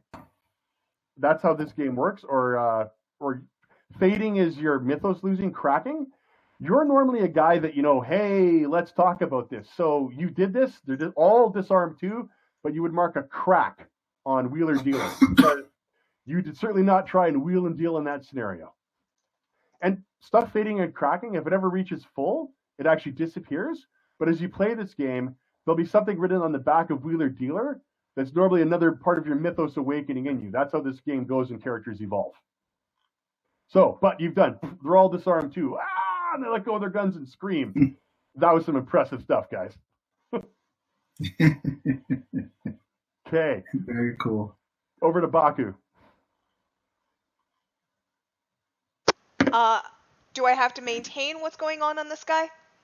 Nope, it was there. It's there for like Great. There for you in the scene. It's fading, but you can do something else. Fantastic. Looking at the rest of the anybody that isn't disarmed that's left. Oh, they're all disarmed now. They're still Okay. sort of dangerous. They're just fighting way less effectively now.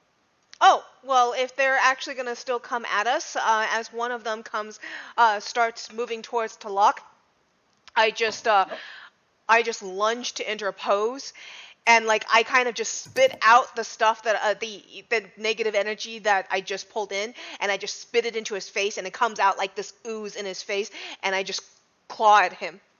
Beautiful. I'm going to group a few of these up now because this is looking interesting rather than individuals. We're going to put them in a couple. So you're going after 2 of them. That's fine. I can go after 3 of them. So Okay. I jump in and interpose on one of them that's going after Talak. I turn and I spit at the face of the other one to try and blind him, and then I go and I roundhouse kick the third. Okay. Sweep the I leg. love it. So Sweep the leg. Yep, sweep the leg. So I am a Again, mixed martial arts sensei. You were definitely going toe-to-toe in this one. I'm definitely going toe-to-toe. I'm definitely pouncing from the shadows. I am definitely throwing off the monster senses. And I definitely am using predatorial senses. Yeah. 9 plus 4 is 13.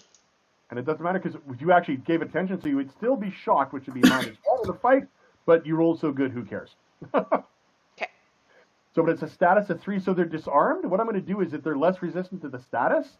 So one is the one you punched is out cold, just out cold, and the other 2 are reeling too. Okay. So you have to spread your power out. So these guys are in trouble. Over to Lily. I'm gonna. Hans is whispering in your ear. Let me have some fun. I'm gonna jump the bar and start pouring myself a drink and start talking to Rusty. This isn't what I meant. I'll go, you 1-2. And I'm like, listen, pal, unless you want your day wrecked like them, I mean, they came to knock them up and rack them down, and Guy flies over. talking to us. Okay. Guy flies over the bar and she's talking to him like that. Nice. Okay. So, indignant and being a bit more than a bit of a punk. Oh yeah, being lots of a punk. I rolled doubles. Do they explode? No, sorry.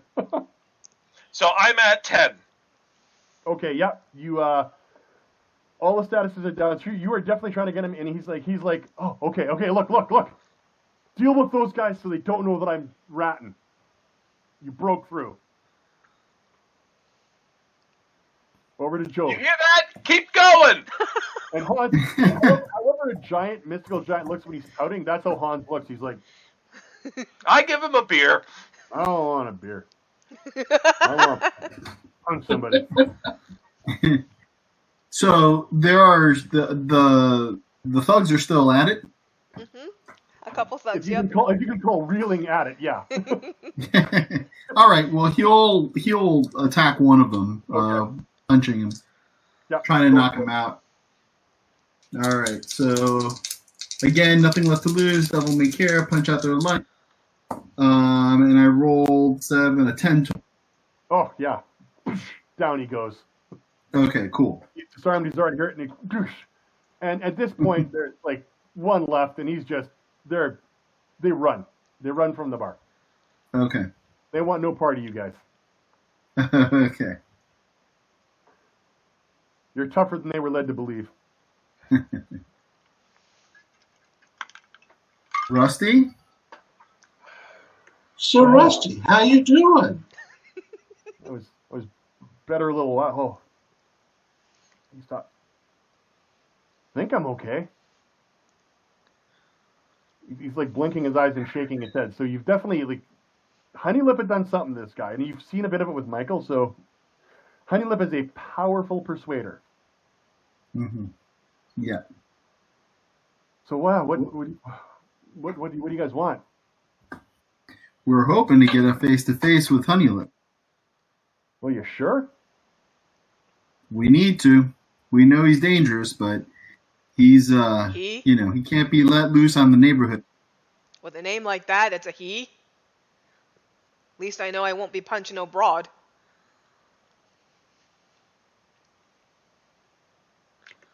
Don't worry, you do lots worse than punching.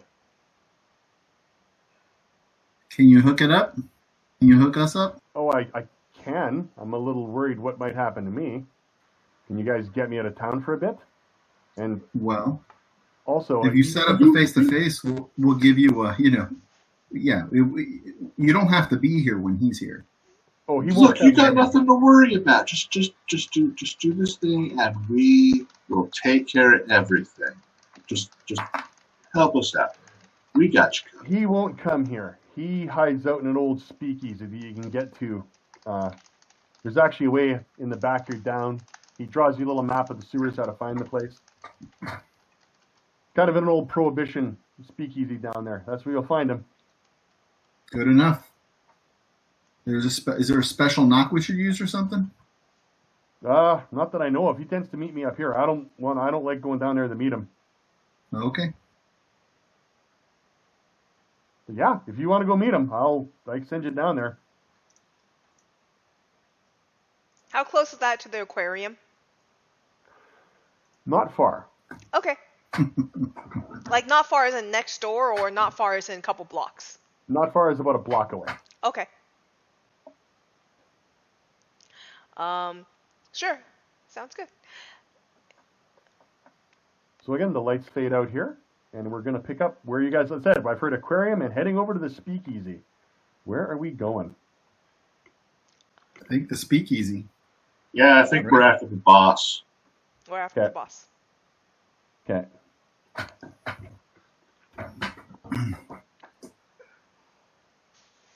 Okay.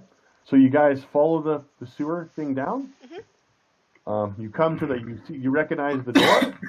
He told you what he heard the boys talking about. You give the, series of knocks.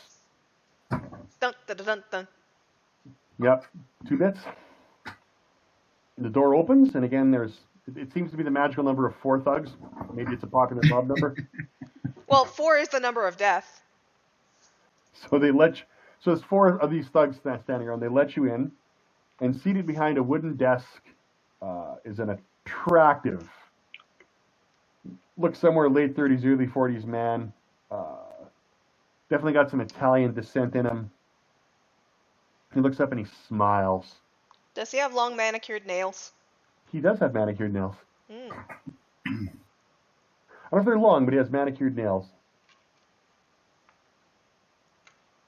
So, I assume the people from All Seeing Eye Investigations, please sit. I'm assuming I'll stand. Okay. I'm going to stand by the door. As you are you guys coming in? Yeah, I come in, but I'm going to stand at the door. As you guys come in, just being in his presence, you guys take there's a status I'm going to give you guys called Amicable 2. He's a nice guy. Can I Look, call? that voice. Can I call on Dream Eating Chimera and note that and try and counter that for me? That's an absolute change the game move. If that's what you immediately want to do. It would seem basically against my nature for me to be affected, given that I morph into other people's powers is the buy-in for me. So I'm indignant and a punk, and so wanted to ask about the same thing. We'll let Baku make a roll to change the game here. Okay. I'm going to adapt to my praise abilities. Okay. I'm going to yeah, that's the only thing I see that fits right now. Oh, throw off a monster's senses. That fits. That would definitely go with that. 10. 10? Okay. You hit it with 2 juice. That's enough to turn it off, but it is very, very powerful. You've turned it off for you. Yep. Everyone else is still amicable. You are currently not. So we're gonna. So Baku does that. He actually smiles when you do that.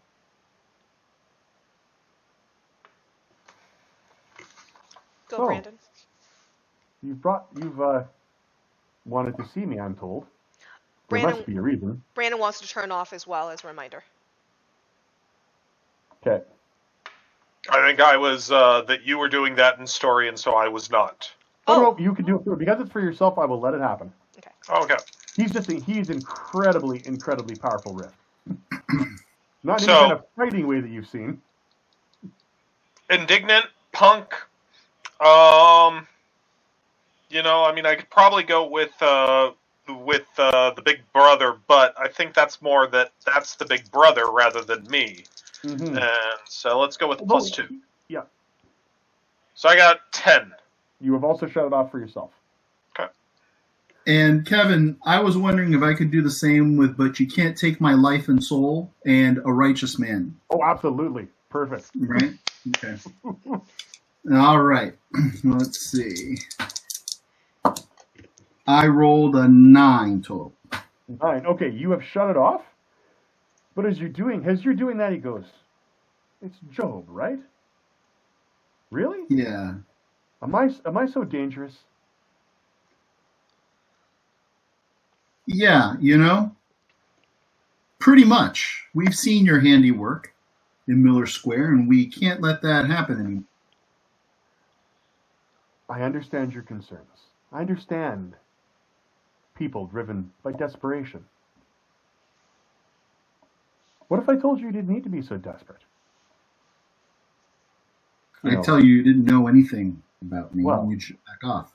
What if I told you that some of your family might still be alive?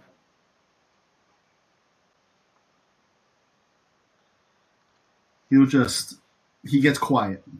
Okay. And what I'm doing here is just illustrating. It's called the movie's called Make a Hard Choice. As you develop themes and logos, they have statements on them that are identifiers.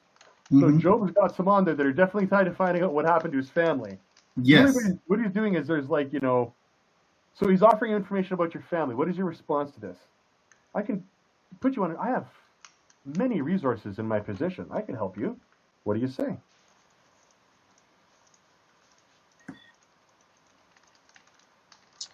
I'm not inclined to bargain with you. Okay.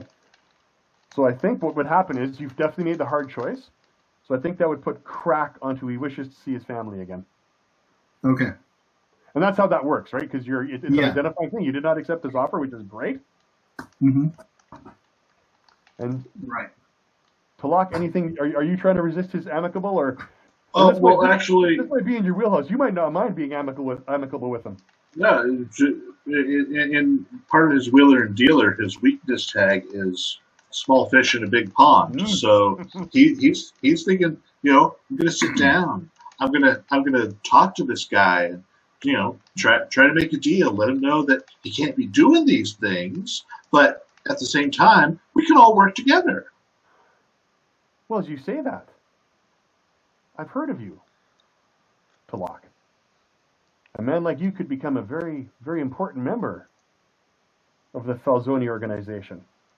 I'm not into that. I really like doing my own thing. I like my friends here.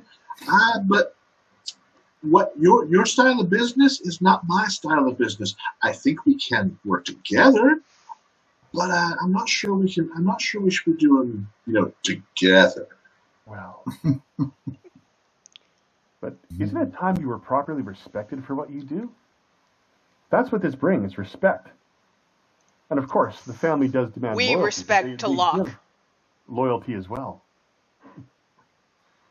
I don't have to prove myself in front of my friends. All right. So again, I put a hand on Talak's shoulder to show solidarity. Perfect. And again, he's about high five. He throws out those hard choice moments. So I think that would be that would definitely contract with business on the street as a game of give and take. So back to you guys. I've done enough talking as the GM. What do you guys want to do now with him? Look, the thing is here, you can't be taking people's money. They have nothing. They have nothing already. You can't leave with less than nothing. What you're doing, it just is not acceptable, and we're not going to put up with it. Yes, you have businesses to run, but you have so many legitimate businesses. Why do you need to do this illegitimate crap? Okay, so it sounds like you're trying to convince him. Yep.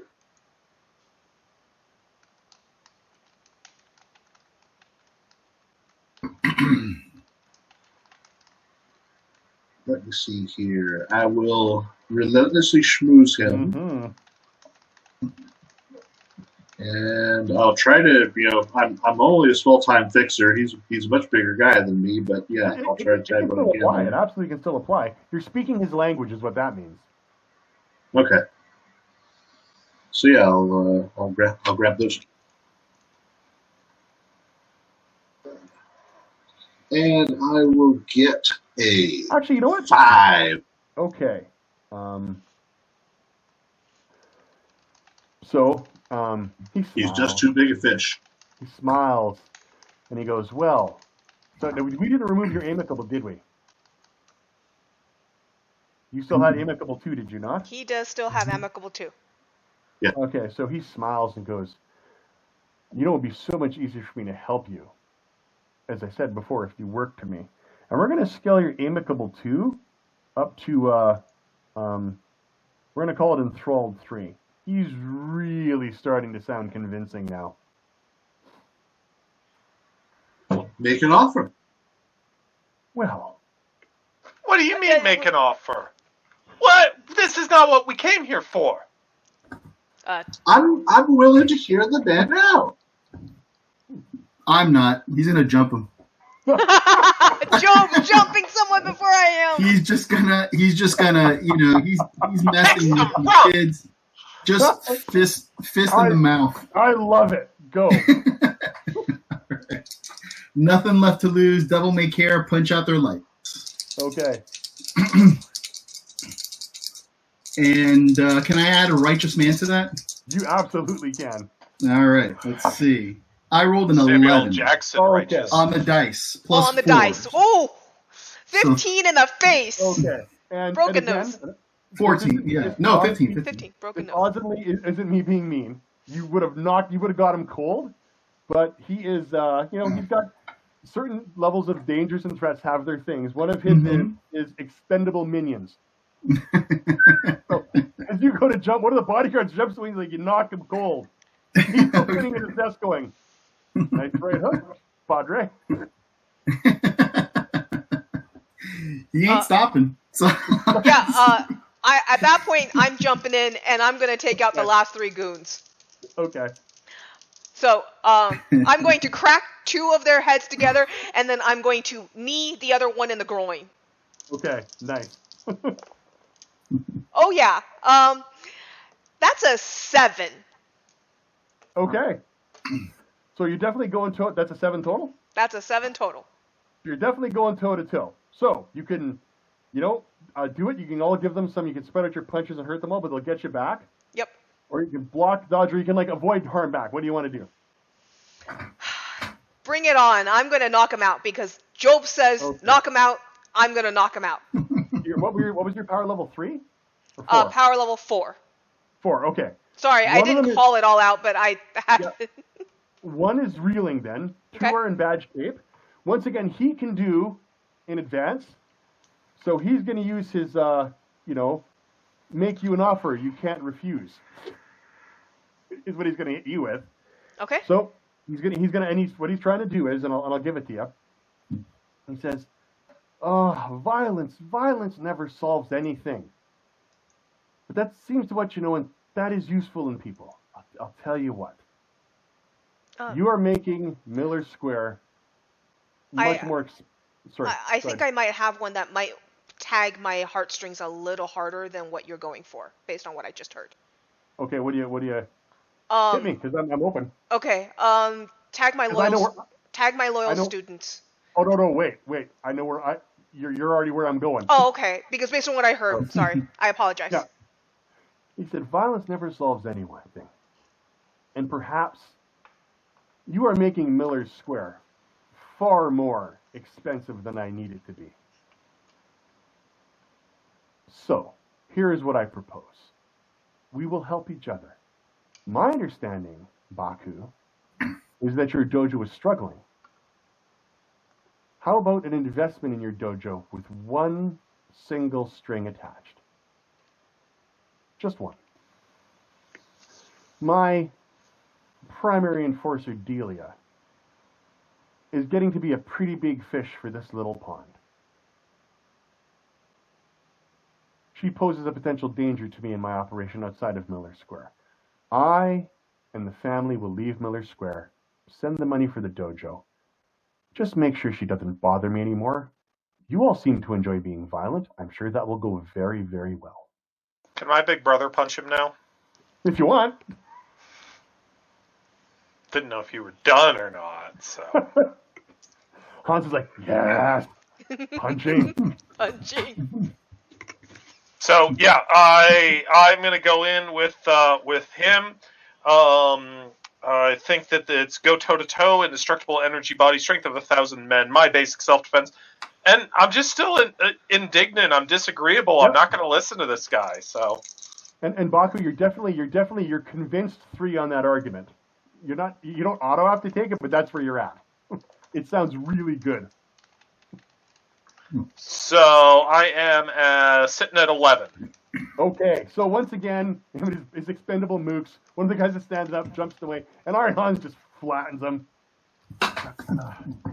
Really? I thought, Palak, you speak my language. Explain it to them, please.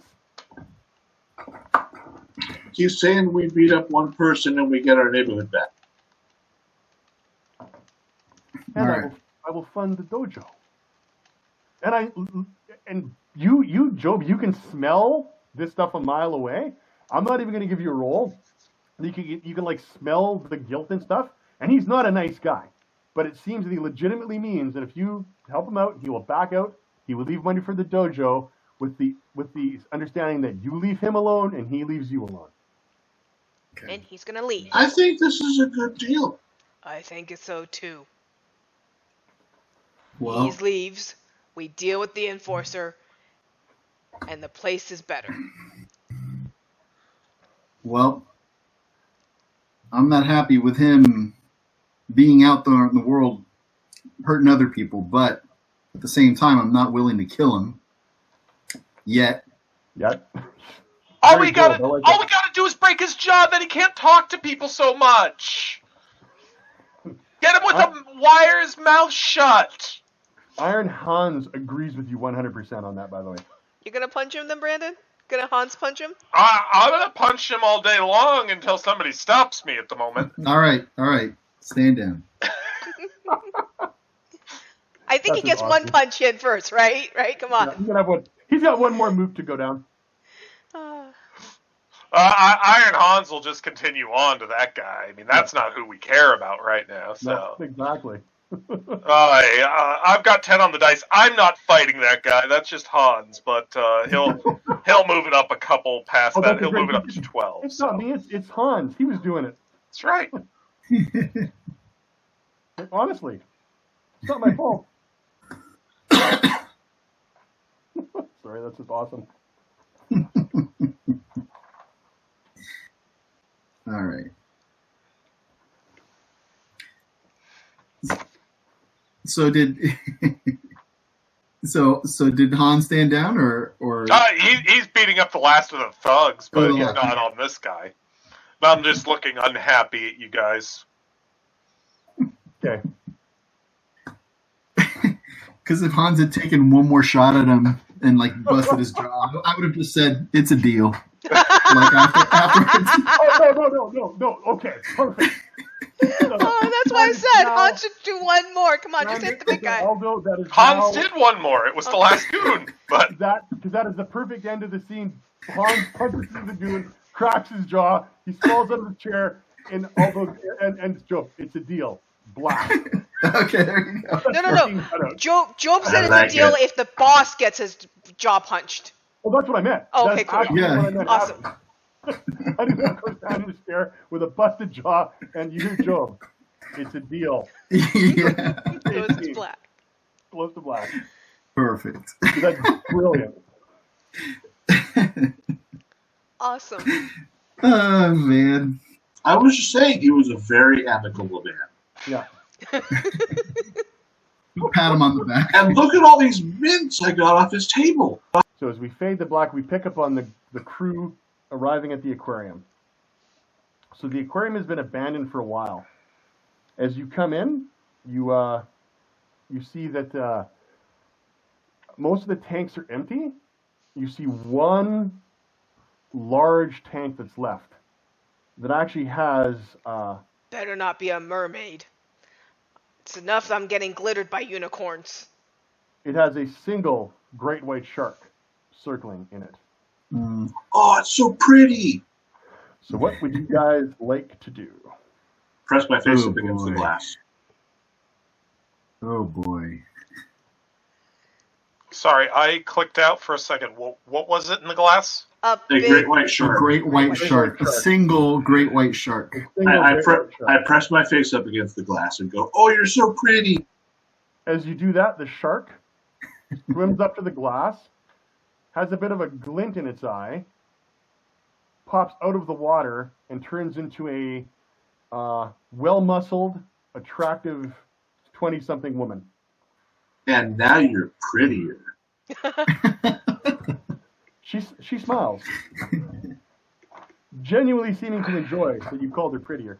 Relentless schmoozer, it's on my cheek. Yeah, I know. Relentless schmoozer. So, Let me... Playlock, that's literally a man-eater. Do you understand that? Oh, here she comes. I was about to do it. Watch out, boy, she'll chew you up. Come on, girl. Come on. I'll take you home. I will treat you right. I'll feed you steak after steak after steak and some tlalak. Okay. I feel like we're going to give a +1 just for that song. Oh my gosh. How many shades of red did I go before going back down there? You are bright orange. Oh my gosh. Okay, so... Was it some tlalak? I'm thinking so. It definitely feels to me like you're trying to convince her of something. I might not be picking up all your cues. He's one piece of man meat there. Yep. So are you legit? What are you trying to? Are you trying to just get her to be your friend? What are you going for here? No, I am. This is the girl of my dreams. She's beautiful. She's a predator. She's a water predator at that. So I am down with it. Okay. Let's make a convince roll.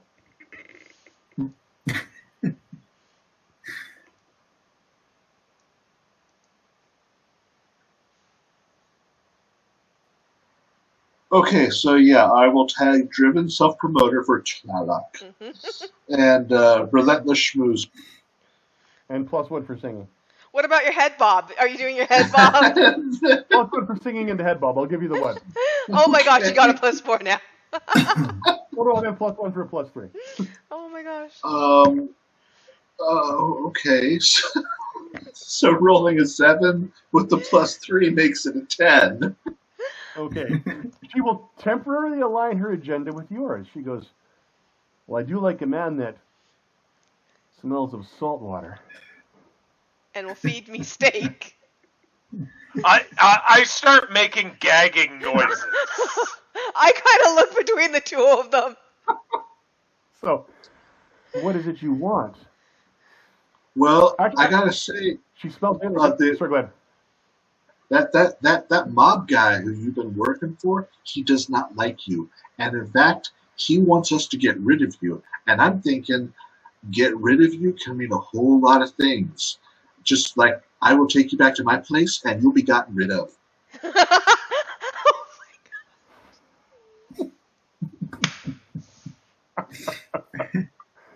I will allow it. I love it. So, which I mean, we can call it. Like, I'll still give you the aftermath because this actually plays. I actually love the way you went with this. What it would do is if we were playing this again, there would be complications. So if you guys are cool calling it a night, we can here. Yeah, if it's as simple as I mean that works for me. Yeah. Well, this would be, now there'll be more complications. So. Well, yeah, they're Yes, going to have course, a rough breakup. course. I know this. This is going to be a nasty breakup. Oh no, it won't. I can turn myself into water. Yeah, this would definitely a problematic recurring character. Yeah, this would definitely be something in the next session. This is a dream couple. Oh, I just love the way, I love how you went for it. So we're going to go with it. As long as the rest of you are Sounds happy. fantastic to me. Out of character, I'm great. In character, I'm like, no. Okay, so the cut shot is you guys. The bag of money does arrive because actually, I'm going to make you guys do one thing, and I'm going to put it on you to lock. Make me a change the game roll. I want you to be able to see how long she goes unnoticed getting back to your place. Or sneak around. I will give you your choice. I can't think of any tags to add to this, so it's pretty much just a straight roll. No, sneak around. I mean, you can get the water thing going on, especially now that especially you got a sharp girlfriend now. Okay. So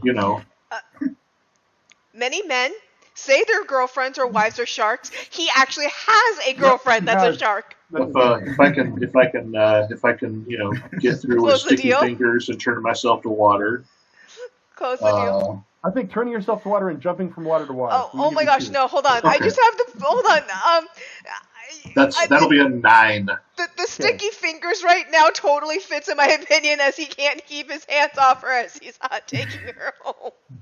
Okay. And I have so many shades of red from this right now. That's great. So what we're doing with this is on a 9. Someone unimportant Yeah. noticed you on No, the way sticky back. fingers has to work. Come on, 10. I think the sticky fingers are being used for something else. Okay. He's keeping his hands off her. Okay. It's a great example. Someone unimportant noticed you, but that just made them important, right? So we're going to come to that. So you get her back to your place. Oh, he's trying to come to that. The money does arrive because they don't know Delia is not in the aquarium.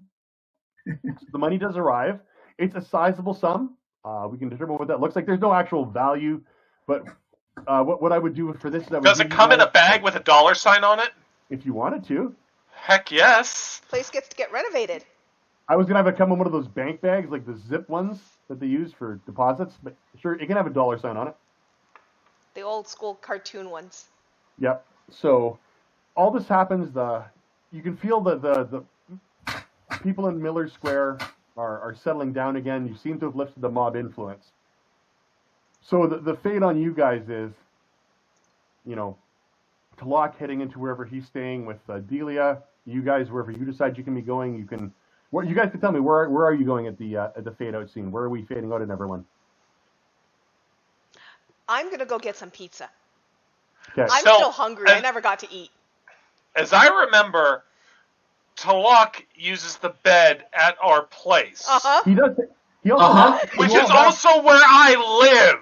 You all have. So my fade out is with earphones clutched to my head, curled into a ball, and, my green friend kind of wrapped around me, and I'm just like hearing the squeaking bed noises.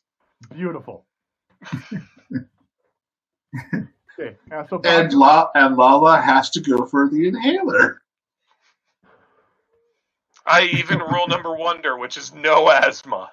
I'm going to do over Baku's a little bit. You mentioned going for pizza. The picture in my head is, because you mentioned this to Willie, Michael and Willie have brought pizza to the dojo that is enjoying a bit of success, and you're there eating pizza with all your students as you practice.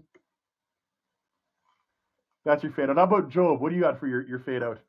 Job is probably alone in his ratty apartment, looking at a photograph of his family and going over the missed opportunity that he had, like lamenting the missed opportunity that he had to learn more about possible survival. As you do that, is it at your place or in the church? Yeah, probably the church. Probably like the church office, like the priest office at the church. He might even sleep there often, In the church, Mr. Kim has come in, and he sits down beside you. He lets you very quietly. He sits back up to you, lets you have your moment. When he senses the time is right, he goes, I sense the sadness in you, Father. The little God knows. Perhaps I can help you. Look at him like questioningly. Yep, that's where we're going to leave you. And then, All right. I always do a cliffhanger to the next possible session. And then at the very end, there's a shot of Honeylip in the rain, looking terrified. And what you see are 3 huge, snarling black dogs with red eyes. And they're being kind of held by this hobo-looking guy in a chain. And there's this deep, resonating voice. She's still here. She knows too much. They must be punished. Nice. Nice. So that is me doing a City of the Mist. Hope you guys had fun. That was wonderful. Thanks so much. That was wonderful. I really enjoyed it. Yeah, I had a lot of fun. And one of the last things we do is geek out during credits. And I'll explain to that how it works. At the end of this session, if we were doing an ongoing campaign, when the credits roll, we go around the table and, has the crew grown as a result of this session? You can recover burnt crew tags or mark attention on the crew theme, which we would have if we were doing an ongoing campaign. Everyone would say which character had the most meaningful interaction with your character, and you would decide if you had any crack or fade or strain placed on one of your logos or mythos. On the reverse, you would mark what will surface when it eventually fades if it does. Mm-hmm. That would be So what is crack and fade? Crack and fade, like I mentioned to Tlaloc and Job, to Aldo and Jacob, right? Yep. Oh, I remembered. My old man brain remembered. That when Honeylip offered them the deal, if you're given a choice between doing two things that impact your themes, sometimes it gets attention, sometimes they crack or fade. If something ever hits 3 crack or 3 fade, that theme actually disappears and is replaced by the opposite style theme. So if you lose touch with your normal life, a new part of your legend will emerge, a new mythos. If one of your mythos fades, you'll become more mundane. Should you ever lose all your logos, all your mundane ones, you actually become an avatar. There are rules for that and how to play it. And if you ever lose all your mythos, you become a sleeper. And you have options to replace your characters and do other things, but the game accounts for that. It actually expects you, as you play, to be making tough choices, because that's what Noir is about. Mm-hmm. Right. Very cool. Yeah, for the tag on the kids, I actually expected you to threaten the safety of them, not actually give me dojo stuff. That would have been like, it would have been an immediate deal if he said, well, I have a couple of your kids working for me, and, that if I make one call right now or I don't call in, my guys will kill them. At that point, I would have been like, yep, you have a deal. You have a deal. No problem whatsoever. The giving me money part, I still had to think about. Well, and Honeylip, it just, the way he is, he is not about violence, right? Okay, cool. Actually, like, you guys knocking off his amicable made it much, much easier on all of you. You all did really well to get rid of that, because it's hard to refuse deals from him. He can get you up to, like, a couple of conversations with him, and you could be bordering on enthralled, which is you're all suddenly back in Miller Square going, where's Honeylip? Yep. Right. Like, poor Michael. And before we close up, let's do one quick, okay. I can't even figure out the word. Hey, Aldo, why don't you give some response, review, and talk about a review to the game? Yeah. I had a blast. I would say do it a beef and bouquet. What bugged you? What did you enjoy? Nothing. Like style or about the game. Yeah, no. Nothing bugged me. It took me a moment to. I don't play Fate a lot, and I don't play Powered by the Apocalypse either, right? So I've read both, and I think about both, but I've never actually played. So it just took me a little bit to figure out tagging and stuff like that, to work it into me. And so that was not a frustration, but a challenge for me. But nothing bugged me. I loved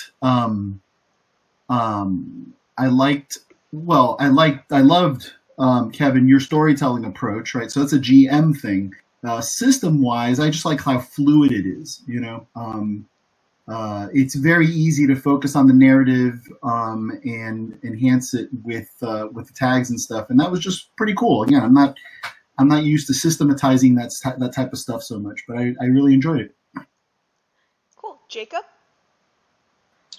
Well, I have been a huge fan of the City of Mist setting since the original Kickstarter. I think it's a really creative setting. I like the character ideas. I like the genericness of it with all the mythology and the city, so you can make it anything you want it to be. I have issues with Powered by the Apocalypse, much in the same way I do with Fate, in that you spend a little more time looking for tags as opposed to just thinking about what your character would want to do. Sometimes you would do what your character would be forced to do because the tags are more beneficial than doing something else. But otherwise, I can see the ease of why people would enjoy the system, because especially with the moves chart, the the actions and the outcomes are all right there, so the GM doesn't have to spend a whole lot of time deciding what an outcome of a skill roll might be. You can just pick one of the decisions from the list. Brandon, what about you? I had a great time, Kevin. I think that you did a great job GMing. I'd welcome you to run any time that you want for us.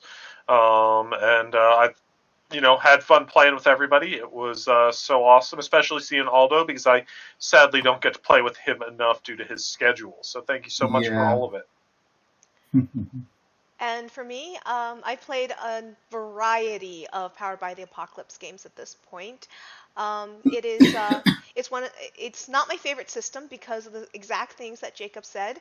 But I have a lot of fun playing it, and Kevin, you did a great job.